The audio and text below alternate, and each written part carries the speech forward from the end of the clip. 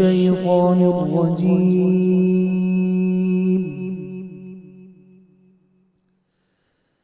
بسم الله الرحمن الرحيم.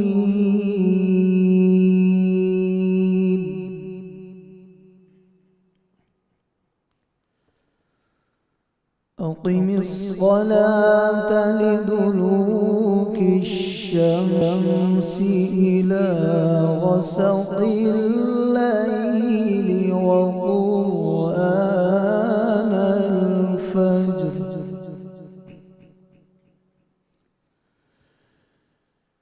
إن قرآن الفجر كان مشهودا.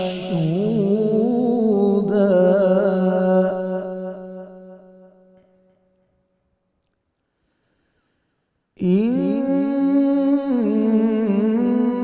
قرآن الفجر كان مشهودا.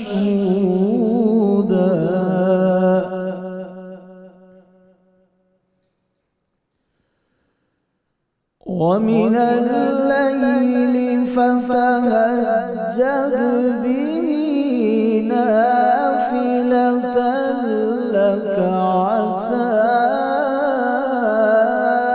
أن يبعثك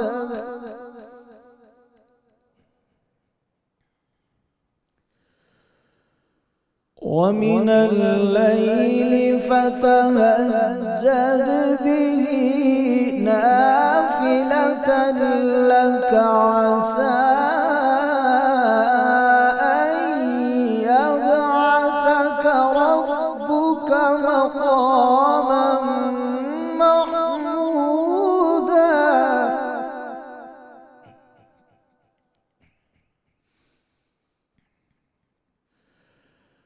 ومن الليل فتهجد به نافلة لك عسى أن يبعثك ربك مقاما محمودا.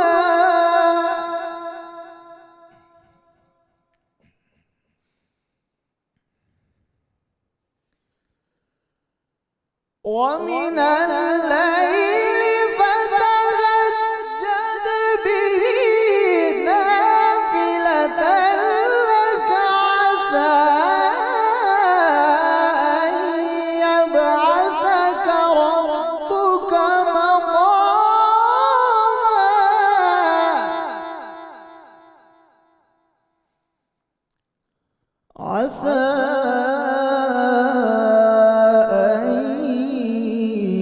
يبعثك ربك مقاما محمودا.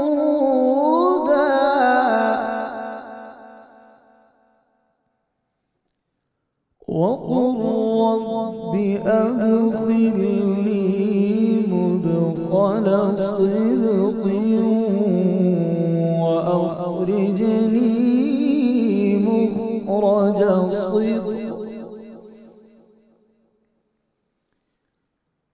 وأخرجني مخرج صدق واجعل لي من لدنك سلطانا نصيرا.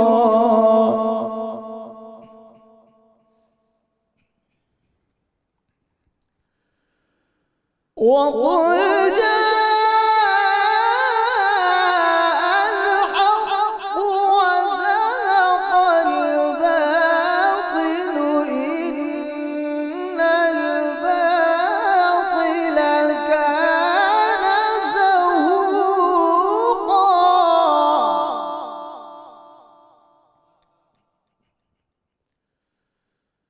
وقل جاء الحق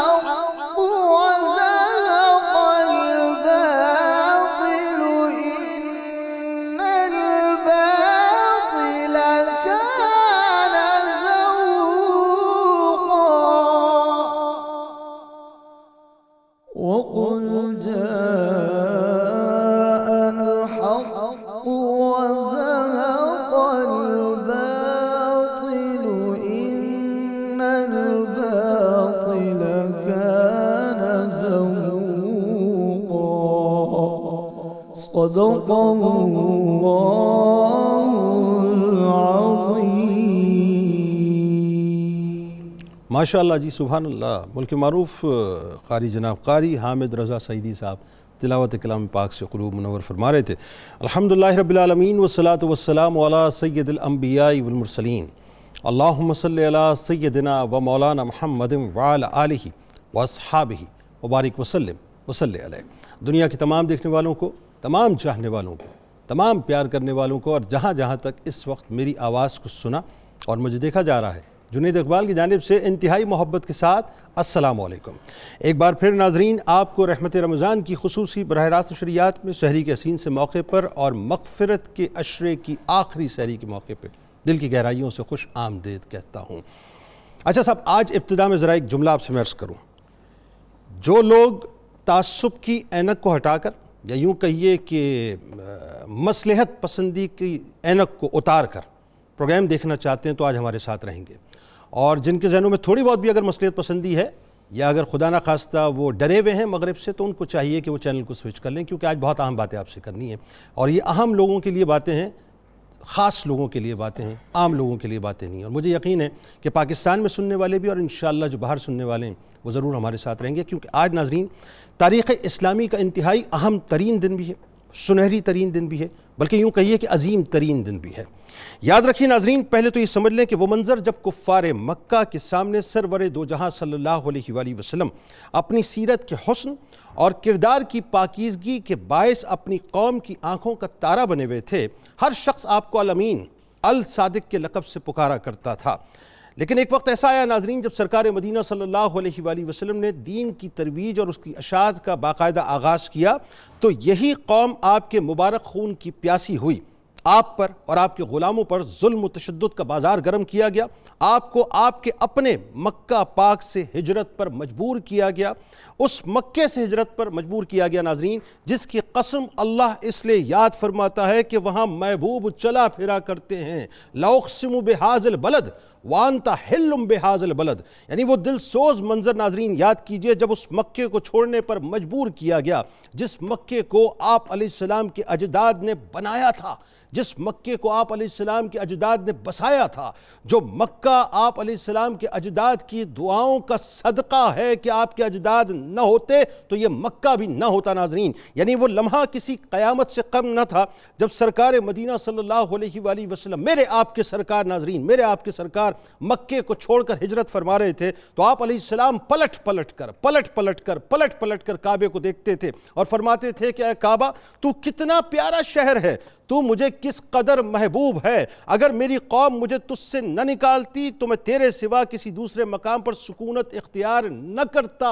ناظرین بلا تمثیل عرض کر رہا ہوں صاحب، آج آپ برس، 2 برس، 3 برس کسی شہر میں بس جائیے، اس شہر کو چھوڑنے کا دل نہیں کرتا. کجا اس کے کہ سرور دو جہاں، کجا اس کے کہ وہ سرور دو جہاں جن کے لیے اللہ تبارک و تعالیٰ نے اس کائنات کو بنایا، اور کجا اس کے کہ وہ سرور دو جہاں جن کے اجداد کے صدقے سے مکے کو بسایا. آج ان کو مکہ چھوڑنا پڑ رہا ہے ناظرین. یعنی چند ہی برسوں میں نبی کریم صلی اللہ علیہ وآلہ وسلم کے بے نظیر استقلال اور فرزندان اسلام کی سرفروشیوں کی بدولت 8 ہجری 20 رمضان المبارک کو، یعنی آج کے دن مکہ پاک نے اپنے دروازے کعبے کے بنانے والوں کی آل اور ان کے اصحاب پر ایک بار پھر کھول دیے ناظرین. بھٹکے ہوئے انسانوں کو صراط مستقیم تک رسائی ملی، اور جعل حق کو وضاحق الباطل ان الباطل کان زہوقا کی صدائیں بلند ہونے لگیں. اوہام پرستی، خرافات، تعصب، ہٹ دھرمی، جہالت، بربریت، نفس پرستی اور اندھی تقلید کے جتنے حجابات تھے ناظرین، سب کے سب تار ہو گئے، سب کے سب تار ہو گئے، تاراج ہو گئے. عالم یہ ہوا کہ آج کا دن ناظرین اتنا عظیم ترین دن بنا کہ آج 10,000 صحابہ کرام رضوان اللہ تعالیٰ علیہم اجمعین کے جلاؤ میں کائنات کے چاند، یوں کہیے کہ 10,000 ستاروں کے جھرمٹ میں کائنات کے چاند، کائنات کے تاجور اسی سرزمین میں داخل ہو رہے ہیں ناظرین جس سرزمین کو اللہ نے آپ کے لیے بنایا تھا. یعنی چاروں طرف اسلامی جھنڈے اور پرچم لہرائے جا رہے ہیں، ہر طرف فولاد ہی فولاد نظر آ رہا ہے، اصیل گھوڑوں کی ہنہناٹ کی آوازیں گونج رہی ہیں، جسموں پر فولادی زریں چمک رہی ہیں. آج کسی کی طاقت نہیں کہ مصطفی لشکر کے سامنے آنکھ اٹھا کے بھی بھی دیکھ لے یا کھڑا بھی ہو جائے. یعنی آج عالم یہ ناظرین کہ آج کعبے کے بنانے والوں کا دن ہے, آج کعبے کے بسانے والوں کا دن ہے, آج کعبے کے بچانے والوں کا دن ہے, آج کعبے کے بنانے والوں اور اس کو مستقل طور پر اللہ اور اس کے رسول صلی اللہ علیہ وآلہ وسلم کی امانت میں سونپنے والوں کا دن ہے. آج کعبے کے کعبہ کو کعبہ ملنے کا دن ہے, آج کعبے کی عظمت کا دن ہے ناظرین, آج کعبے کی شان کا دن ہے, آج کعبے کی توقیر کا دن ہے بنیادی طور پہ کہ آج فاؤنڈر آف کعبہ حضرت ابراہیم علیہ السلام کی تمنا کی تکمیل کا دن ہے. آج کا دن اسلامی تاریخ کا ایک ایسا انقلابی اور اتنا عظیم ترین ٹرننگ پوائنٹ ہے ناظرین کہ جس نے عرب کی سیاست کے رخ کو مکمل طور پہ تبدیل کر کے رکھ دیا. یعنی یہ جو اسٹوڈنٹس اس وقت ہسٹری کے اسٹوڈنٹس ہیں, خاص طور پر اس بات کو سمجھیے گا کہ مسلمانوں کو دہشت گرد کہنے والوں, اسلام کو دہشت گردی کا مذہب کہنے والوں, جو ویسٹرن ورلڈ سے ناظرین آج یہ جو دنیا بھر میں ایک اسلاموفوبیا کا پرچار کیا جاتا ہے نا کہ اسلام کے ماتھے کے اوپر دہشت گردی کا لیبل لگایا جاتا ہے, ہمیں دہشت گرد کہا جاتا ہے اور اسلاموفوبیا کو پوری دنیا میں پرووک کیا جا رہا ہے, پروموٹ کیا جا رہا ہے, آیات جہاد پر اعتراض کیا جا رہا ہے, ہمیں انتہا پسند کہا جاتا ہے, ہمیں فنڈامنٹلسٹ کہا جاتا ہے. انتہا پسند نہ کہو, ہاں فنڈامنٹلسٹ ہم ہیں, اس لیے کہ اللہ کا شکر ہے ہماری بنیادیں موجود ہیں. ہماری بنیاد ہے کہ ہم ایک اللہ کے ماننے والے ہیں, ہماری بنیاد ہے ہم ایک رسول کے ماننے والے ہیں, ہماری بنیاد ہے کہ ہم ایک قرآن کے ماننے والے ہیں, ہماری بنیاد ہے کہ ہم ایک کعبے کے گرد طواف کرنے والے ہیں. ہمیں فخر ہے اس بات پہ, we are proud to be fundamentalist, ہمیں فخر ہے اس بات کے اوپر. لیکن آؤ ذرا تمہیں بتلاتا ہوں میں, جو مغرب کے خاص طور پہ جاننے والے ہیں یا ماننے والے ہیں یا پہچاننے والے ہیں, مغرب کے پروردہ ہیں, وہ ذرا سمجھیں کہ ہم اس رحمت للعالمین صلی اللہ علیہ وآلہ وسلم کے پیروکار ہیں جو صرف امت مسلمہ کے لیے نہیں بلکہ تمام انسانوں اور اپنی جانی دشمنوں پر بھی رحمت بنا کر بھیجے گئے. وما ارسلناک الا رحمت للعالمین کے ٹائٹل کے ساتھ بھیجے گئے. یعنی عالم یہ ہے ناظرین کہ طاقت اور قوت آپ جانتے ہیں کہ انسان کو مدہوش اور بدمست کر دیا کرتی ہے, لیکن یہاں قربان جائیں نبی رحمت صلی اللہ علیہ وآلہ وسلم پر کہ پوری طاقت کے ساتھ مکے کی سرزمین میں داخل ہو رہے ہیں.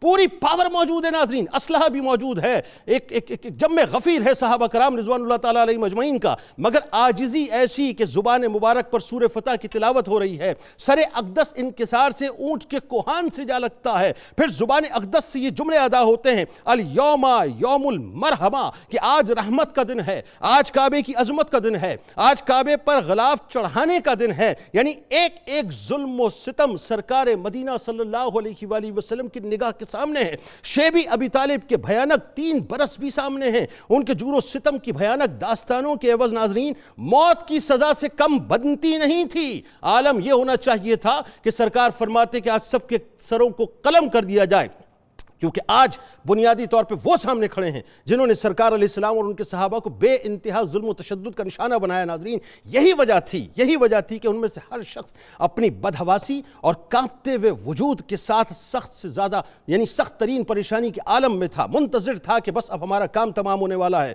نبی رحمت صلی اللہ علیہ وآلہ وسلم پر قربان جاؤں کہ مجمع پر آپ نے ایک طائرانہ نگاہ ڈالی, پھر اچانک ناظرین یوں لگا جیسے جھل ملاتے ستاروں سے حرم جگمگا اٹھا ہے. کعبے کے دروازے کو مضبوطی سے پکڑے ہوئے اللہ کے محبوب صلی اللہ علیہ وآلہ وسلم کی روح پرور آواز گونجتی ہے کہ اے مکے کے لوگوں, کیا تم جانتے ہو کہ آج میں تمہارے ساتھ کیا سلوک کرنے والا ہوں؟ اگرچہ قریش ناظرین ظالم تھے, بے رحم تھے, لیکن یہاں پہ آ کے میں ذرا اس جملے کو روکوں گا کہ جواب کیا ملا. لیکن اس سے پہلے میں ضرور عرض کرنا چاہتا ہوں کہ اگر ان کی جگہ کوئی اور ہوتا ناظرین, مجھے کہنے دیں یہ جملہ, دنیا کے بڑے بڑے طاقتور ترین بادشاہ آئے, بڑے بڑے جرنیل آئے, بڑے بڑے سپاہی آئے, لیکن جب ان کے پاس طاقت آئی انہوں نے تاراج کیا, جب ان کے پاس طاقت آئی انہوں نے ملیا میٹ کیا, جب ان کے پاس طاقت آئی انہوں نے انسانوں کو روندا ہے ناظرین. 1914 سے لے کے 1918 تک ورلڈ وار فرسٹ کے اندر کروڑوں لوگوں کو مارا گیا. 1948 تک ناظرین سیکنڈ ورلڈ وار کے اندر جو کچھ بھی ہوا دنیا نے دیکھا کہ 39 سے لے کر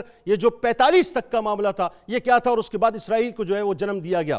لیکن ناظرین کہیں بھی یہاں پہ مسلمان نہیں تھے, کہیں بھی یہاں پہ مسلمان نہیں تھے. آپ کے ذہن میں افغانستان میں کیا ہوا, آپ کے ذہن میں ایران میں کیا ہوا, آپ کے ذہن میں عراق کے اندر کیا ہوا, آپ کے ذہن میں کشمیر میں کیا ہوا, آپ کے ذہن میں روہنگیا میں کیا ہوا, آپ کے ذہن میں کہ شام میں کیا ہوا, آپ کے ذہن میں کہ فلسطین میں کیا ہو رہا ہے ناظرین. یعنی ذہن میں رکھے مسلمانوں کو دبایا گیا, مسلمانوں کو جلایا گیا, مسلمانوں کو مارا گیا, مسلمانوں کو ہی دہشت گرد کہا گیا. آئیے میں آپ کو بتاتا ہوں کہ مسلمانوں کے آقا جن کے پاس طاقت اور قوت تھی، جب انہوں نے سوال کیا دشمنوں سے کہ تم سمجھتے ہو میں تمہارے ساتھ کیا کروں گا، تو نبی کریم صلی اللہ علیہ وآلہ وسلم کے مزاج سے وہ واقف تھے، جواب دیا، پکار اٹھے کہ آپ کریم ہیں، ابن کریم ہیں۔ جواباً سرکار دو عالم صلی اللہ علیہ وآلہ وسلم نے فرمایا کہ میں وہی بات تم سے کہوں گا جو حضرت یوسف علیہ السلام نے اپنے بھائیوں سے کہی تھی کہ لا تثریب علیکم اليوم، یعنی آج کسی پر کوئی گرفت نہیں ہے، جاؤ تم سب آزاد ہو، آج تم سب کو معافی دے دی گئی ہے۔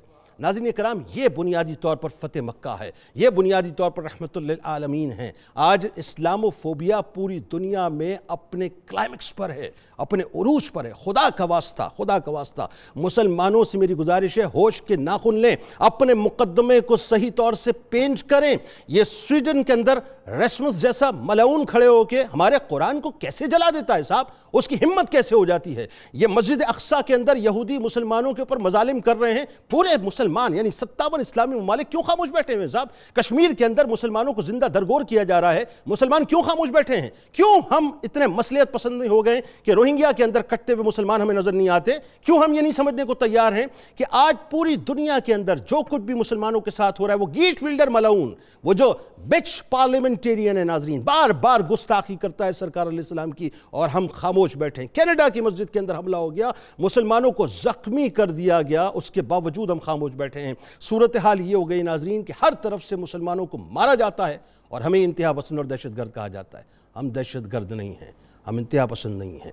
ہمیں اس بات کو سمجھنا ہوگا کہ سرکار علیہ السلام رحمت بنا کر بھیجے گئے، وہ رحمت للعالمین ہیں، لیکن اپنے مقدمے کو اس انداز سے پیش کریں جس انداز سے پیش کرنے کا حق ہے، ورنہ یہ دنیا مسلمانوں کو جینے نہیں دے گی۔ آغاز کرتے ہیں۔ ہمارے ساتھ جو شخصیات تشریف فرمائیں وہ یقیناً کسی تعارف کی محتاج نہیں۔ پہلی شخصیت آپ کے ہمارے ہم سب کے انتہائی قابل احترام ممتاز عالم دین، ہمارے بزرگ محترم جناب پروفیسر محمد سعید احمد خان صاحب موجود ہیں۔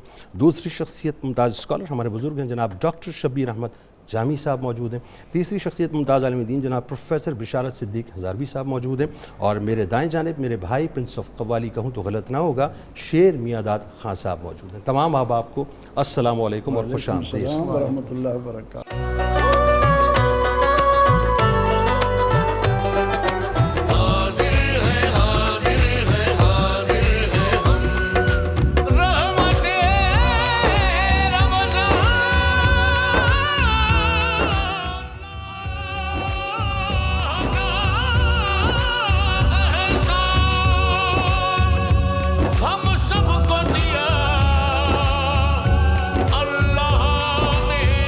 ایک بار پھر ناظرین میں آپ کو خوش آمدید کہتا ہوں، اور آئیے آغاز کرتے ہیں۔ آج چونکہ فتح مکہ انتہائی عظیم ترین دن ہے، حالات کیا ہوئے، واقعات کیا ہوئے ناظرین، اور اس کے بعد کیا کچھ ہوا، یعنی پہلے تو اسباب پہ بات کرتے ہیں بنیادی طور پہ کہ فتح مکہ سے پہلے اسباب بنے کیا۔ ہمارے ساتھ آج آپ نے جڑے رہنا ہے، کیونکہ بہت جگہوں پہ بات کرنے کے ریفرنسز چاہیے ہوتے ہیں، اتھینٹک ریفرنسز آپ کو پتہ چلیں گے کہ بنیادی طور پہ واقعہ کیا تھا۔ آغاز کرتے ہیں پروفیسر صاحب، سب سے پہلے بتائیے یہ جو غزوہ فتح مکہ ہے اس کے اسباب کیا بنے، ایک بات، پھر ظاہر ہے وہ بنو خزاعہ اور بنو بکر کا جو معاملہ تھا، یعنی جس طرح سے وہ حلیف بنے قریش کے اور مسلمانوں کے، تو وہ کس طرح سے معاہدہ ہوا، کیا ہوا، معاہدہ بریچ کیسے ہوا، ذرا آغاز وہاں سے کریں۔ بسم اللہ الرحمن الرحیم، اللہم صلی علی محمد وعلی آل محمد وبارک وسلم۔ محترم جنید اقبال صاحب، بہت شکریہ، آپ نے اپنے ابتدائیہ میں بڑے خوبصورت انداز میں دنیا کی اقوام کے قلوب و اذہان پر دستک دی۔ اللہ کرے کہ آپ کی آواز مکہ مدینہ ہو۔ اللہ اکبر، آمین آمین آمین۔ 20 رمضان المبارک فتح مکہ کے طور پر صرف اس لیے نہیں جانا جاتا کہ اس دن مسلمانوں کو اپنے دشمنوں پر غلبہ ہوا، بلکہ اس دن کی عظمت کو جاننے کے لیے قرآن حکیم جس کا موضوع ہے الانسان، اس کی ان آیات کو سامنے رکھنا ہوگا کہ صلح حدیبیہ کے معاہدے کے بعد اعلان ہوا اِنَّا فَتَحْنَا لَكَ فَتْحًا مُبِينًا لِيَغْفِرَ لَكَ اللَّهُ مَا تَقَدَّمَ مِن ذَنبِكَ وَمَا تَأَخَّرَ۔ یہ کیا اعلان تھا؟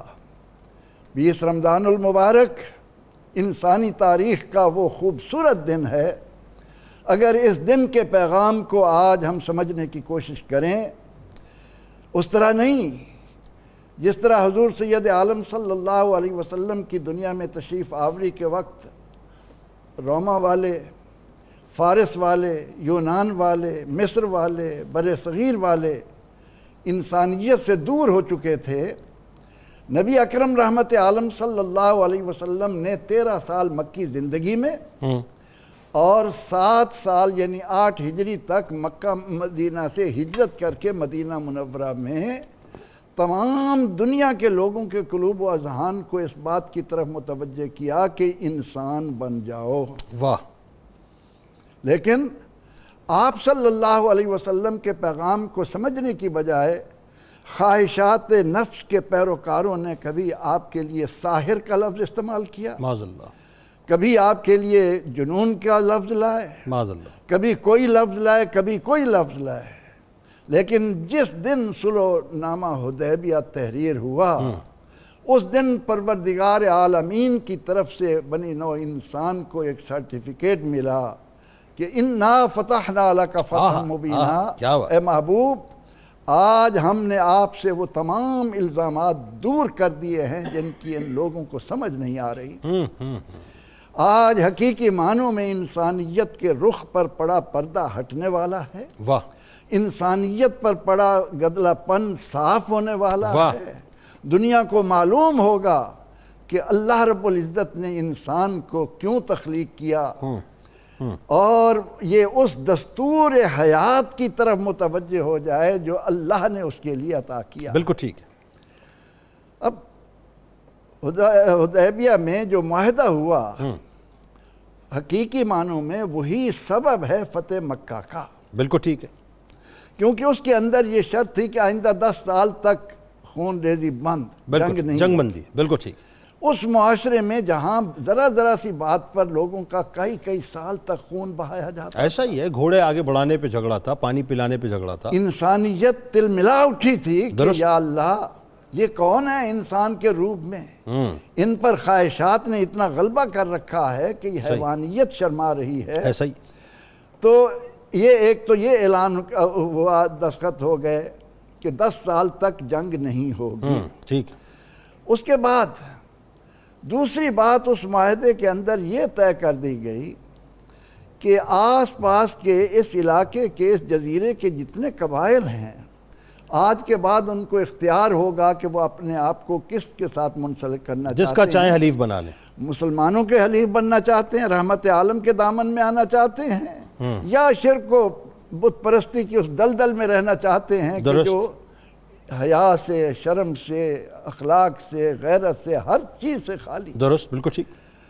تیسری بات اس کے اندر یہ تھی کہ ہم آپس میں پیار اور محبت کے ساتھ رہیں گے، کوئی کسی پر چڑھائی نہیں کرے گا۔ ٹھیک ہے۔ نبی اکرم رحمت عالم صلی اللہ علیہ وسلم نے اور بھی اس میں شکیں تھیں، معاہدہ طے ہو گیا۔ بالکل ٹھیک ہے۔ اب معاہدہ طے ہونے کے بعد جب رحمت عالم صلی اللہ علیہ وسلم عمرہ کیے بغیر ظاہری طور پر یہ بتا کر کہ مشرکین مکہ جو ہیں ان کو ہم ایک موقع دے رہے ہیں، درست، تشریف لے گئے، تو پھر 10 سال کا عرصہ طے ہوا۔ ٹھیک ہے۔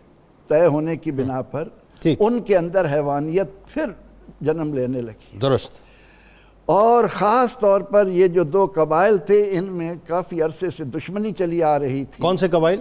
بنو خزاع اور بنو بکر۔ اور بنو بکر، ٹھیک ہے۔ بنو خزاع نے اپنے آپ کو دامن رحمت سے وابستہ کیا، بالکل ٹھیک، یعنی مسلمانوں کے ساتھ ہو گئے وہ، اور بنو بکر جو تھے وہ مشرکین مکہ کے ساتھ، ٹھیک، یہ ان کے حلیف ہو گئے، صحیح ہے۔ اب مشرکین مکہ نے دیکھا کہ یہ معاہدہ ہو چکا ہے، 10 سال تک جنگ نہیں ہوگی، انہوں نے کہا کہ یہ کھل کھیلنے کا موقع ہے۔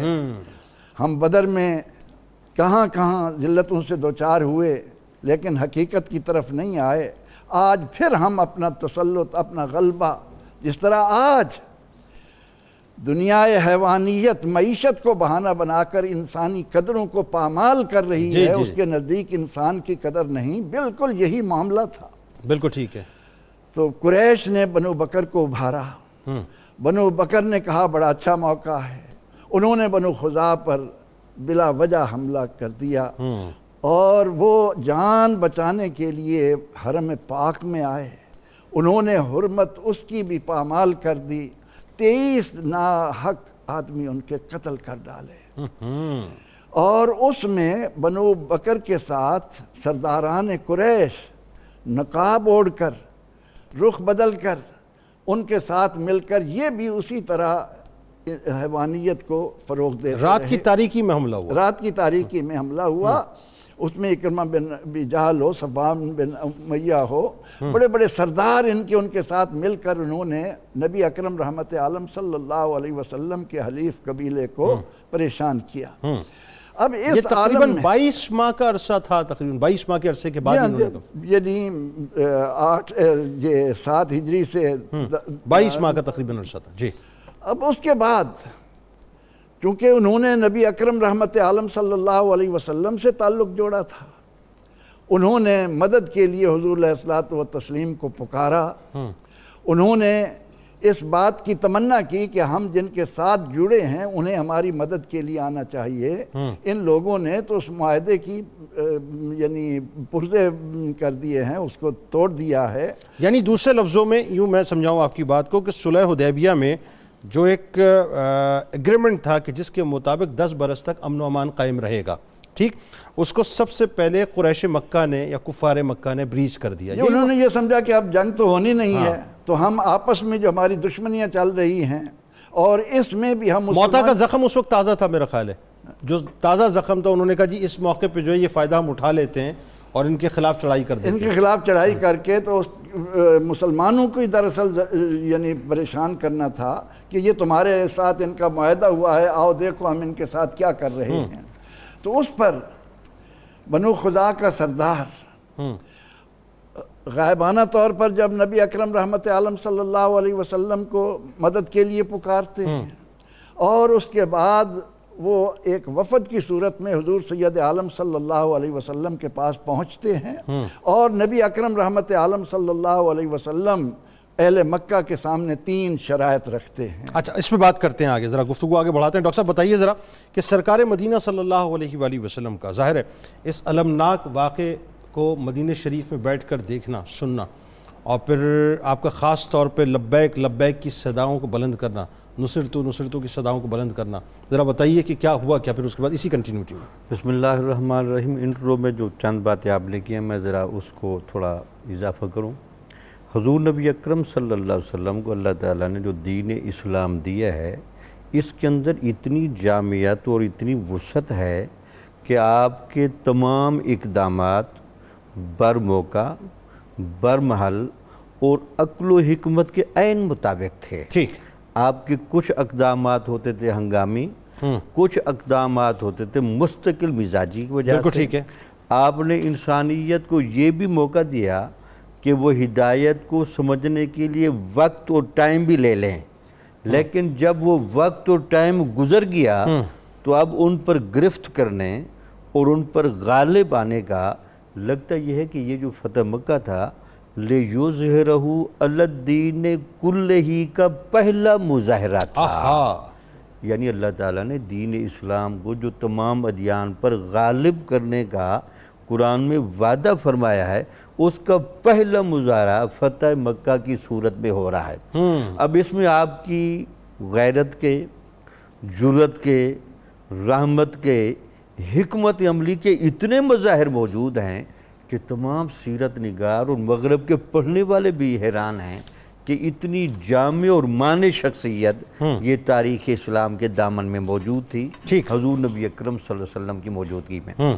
اب وہ جو واقعہ جس تسلسل میں آ رہا ہے، اس میں دیکھیں کہ حضور نبی اکرم صلی اللہ علیہ وسلم کی نگاہ بصیرت، قرآن نے جس کو فتح مبین کہا، کیونکہ اسلام کا جو اصل مقصد ہے ہنگامی حالات میں لڑائی ہو سکتی ہے، پریشانی کے حالات میں دبایا جا سکتا ہے، کینسر زدہ عضو کو کاٹے بغیر گزارا نہیں، بالکل ٹھیک، لیکن اگر ماحول چل سکتا ہے تو اس میں صلح کے ساتھ، صفائی کے ساتھ۔ اسی لیے تو آپ نے دیکھا جو خوبصورت فرمایا کہ آپ سورت فتح کی آیاتیں پڑھ رہے تھے، انا فتحنا لک فتح مبینہ، اس کی بنیادی وجہ بھی یہ تھی کہ یہ جو صلح حدیبیہ آپ نے کی تھی وہ فتح کے ماحول کی طرف بڑھا رہی تھی، لیکن وہ ناقبت اندیش، وہ متشدد، وہ ظلم کے عادی اور کفر و شرک کے عادی، انہوں نے موقع کی نزاکت سے آپ کے ایک حلیف کو اس لیے تکلیف دی کہ ذہناً وہ جو ان کو تکلیف ہے آپ کی ذات سے اور مسلمانوں سے کہ اس کو ذکر پہنچایا جا سکے، ٹھیک ہے، اس لیے حضور نبی اکرم صلی اللہ علیہ وسلم کا یہاں اسلوب اور ڈب بھی اسی تناظر میں ہے درست، کہ آپ نے صرف جب آپ تک وہ اطلاع پہنچی اور نگاہ بصیرت سے بھی آپ نے دیکھ لیں تو آپ نے باقاعدہ اس کو ایک وزن دیا، اس کو کاؤنٹ کیا، ٹھیک، حتیٰ کہ حضرت میمونہ رضی اللہ تعالیٰ عنہ امہات المومنین میں سے وہ کہتے ہیں کہ اس رات حضور نبی اکرم صلی اللہ علیہ وسلم میرے دولت قضا پر تھے، آپ نے جب رات تہجد کے ٹائم وضو فرمایا تو آپ نے 3 دفعہ لبیک لبیک لبیک کہا، نصرتا نصرتا نصرتا، تو میں پوچھنا یا رسول اللہ آج آپ کے ساتھ وہاں وضو کی جگہ پر کوئی بندہ تھا؟ آپ نے کہا نہیں، تو آپ نے کہا کہ یہ پہلا موقع ہے کہ ہم دیکھ رہے ہیں، تو آپ نے کہا کہ بنو خزاع کو جو میرے حلیف ہیں اور ہمارے آبا و اجداد کے ساتھ گہرا تعلق رکھتے آ رہے ہیں، ان لوگوں نے ان کو رات کے ٹائم میں سوتے ہوئے جس ظلم اور بربریت کے ساتھ مارا ہے اور ان کے پشتوں کے پشت لگا دیے ہیں، مجھے اس بات سے اتنی تکلیف ہوئی ہے کہ اصل میں وہ بے قصور تھے، یہ تکلیف تو ہمیں دینا چاہتے تھے، اب چونکہ اب اس پاور میں نہیں ہے کہ ہمیں تکلیف دے سکیں، اب چور دروازے استعمال کر رہے ہیں۔ تو پھر آپ کے علم میں ہے کہ وہ جو عمر بن سالم خزعی جب آئے اور انہوں نے آ کر حضور نبی اکرم صلی اللہ علیہ وسلم کے سامنے 40 بندوں کا وفد لے کر آئے، وہ اتنا پریشان کن منظر انہوں نے بیان کیا، پھر آپ کے آبا و اجداد کے ساتھ جو آپ کے مراسم رہے، حضرت جناب عبد المطلب علیہ السلام کے ساتھ ان کا باقاعدہ ایک معاہدہ تھا، اسی کو سرکار علیہ السلام نے کنٹینیو کیا، ہاں اسی کو کنٹینیو کیا۔ لیکن یہ تو پھر آپ کو پتہ ہے کہ یہ جو خاندانی لوگ ہوتے ہیں وہ تو اپنوں کی ہوئی باتوں کا بھی حیا کرتے ہیں، اور پھر حضور نبی اکرم صلی اللہ علیہ وسلم سے بڑھ کر روایات کا اور تمدن کا کون محافظ ہوگا؟ انہی کے صدقے تو ہمیں پتہ چلا روایات ہوتی کیا ہیں۔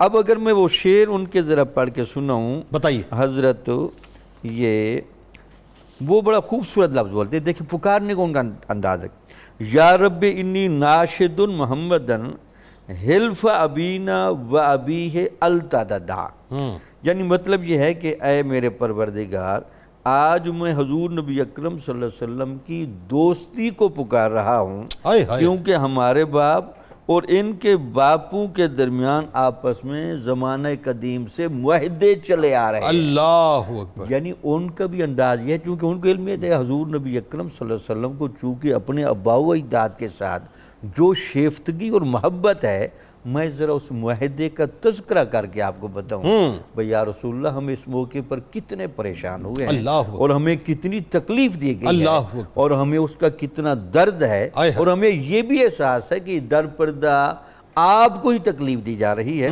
اس میں پھر دیکھیں جملہ وہ بڑا خوبصورت بولتے ہیں، وَدُعُ عِبَادَ اللَّهِ يَأْتُوا مَدَدًا، ٹھیک، آپ اللہ کے بندوں کو بلائیں کہ وہ مدد کے لیے ہیں، فیہم رسول اللہ قد تجردا، اس میں اللہ تعالیٰ کے رسول بھی ہماری مدد کے لیے تیار ہیں۔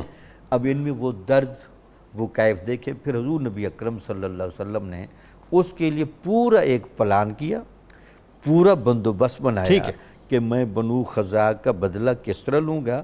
اب انہوں نے جو صلح حدیبیہ کے نام پر شاید ہماری کمزوری سمجھ لی اور ہماری وہ چند وہ شرائط جو حکمت کی وجہ سے میں نے قبول کی تھی، اس کو یہ شاید کمزوری سمجھ رہے ہیں، تو میں ان کو وہ عاقبت اندیش بھی سزا دوں گا اور ایک ایسی رحمت کا نمونہ بھی پیش کروں گا۔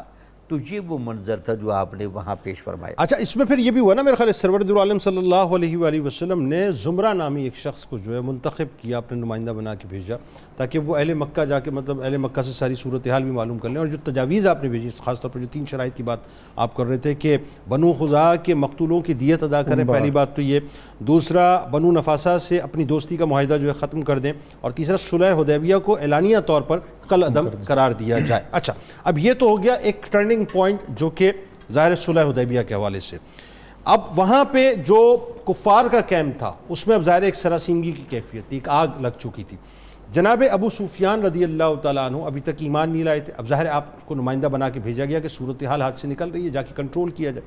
آپ مدینہ پاک تشریف لاتے ہیں اور یہ جو منظرنامہ ہے یہ ذرا آپ نے بڑا رچاؤ کے ساتھ بیان کرنا ہے, کیونکہ سب سے پہلے سرکار علیہ السلام کی بارگاہ میں آنا, پھر شیخین کی بارگاہ میں جانا, اور مطلب سب سے پہلے تو آپ کی صاحبزادی حضرت ام حبیبہ سلام اللہ علیہا جو ام المومنین ہیں ان کی بارگاہ میں آنا, پھر سرکار علیہ السلام کی بارگاہ میں جانا, پھر دیگر صحابہ کی بارگاہ میں جانا.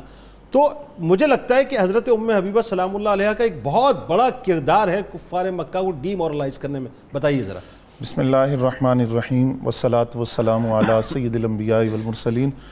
جنید بھائی, یہ جو فتح مکہ ہے یہ انقلاب مصطفوی کا ایک روشن آغاز ہے. اچھا جملہ. اور دوسری بات یہ ہے کہ جو 3 شرائط کا ذکر آپ نے کیا, قریش مکہ نے ان میں سے تیسری شرط کو قبول کیا. ٹھیک ہے کہ ہم صلح حدیبیہ جو ہے معاہدہ اس کو کالعدم قرار دیتے. بالکل ٹھیک. بڑی بے باکی کے ساتھ انہوں نے یہ اعلان تو کر دیا, لیکن فوراً ہی انہیں اس بات کا احساس ہوا کہ یہ ہم نے غلط قدم اٹھایا. ٹھیک. اس کے فوراً بعد انہوں نے حضرت ابو سفیان رضی اللہ تعالیٰ عنہ جو ابھی اسلام نہیں لائے تھے ان کو بھیجا مدینہ طیبہ کہ آپ جائیں نبی علیہ السلام کی بارگاہ میں اور ان سے یہ عرض کریں کہ یا تو اس معاہدے کی تجدید کی جائے نئے سرے سے, یا اس کی جو مدت ہے اس میں اضافہ کر دیا. یعنی وہ غلطی کر گئے, اسے احساس بھی. ہاں جی. اب جب حضرت ابو سفیان رضی اللہ تعالیٰ عنہ آئے مدینہ طیبہ تو سب سے پہلے وہ اپنی بیٹی سے ملنے کے لیے آئے. اب بیٹی کون ہے؟ ام المومنین ہے, نبی علیہ السلام کی شرف زوجیت میں ہے, حضور صلی اللہ علیہ وسلم کے عقد میں ہے.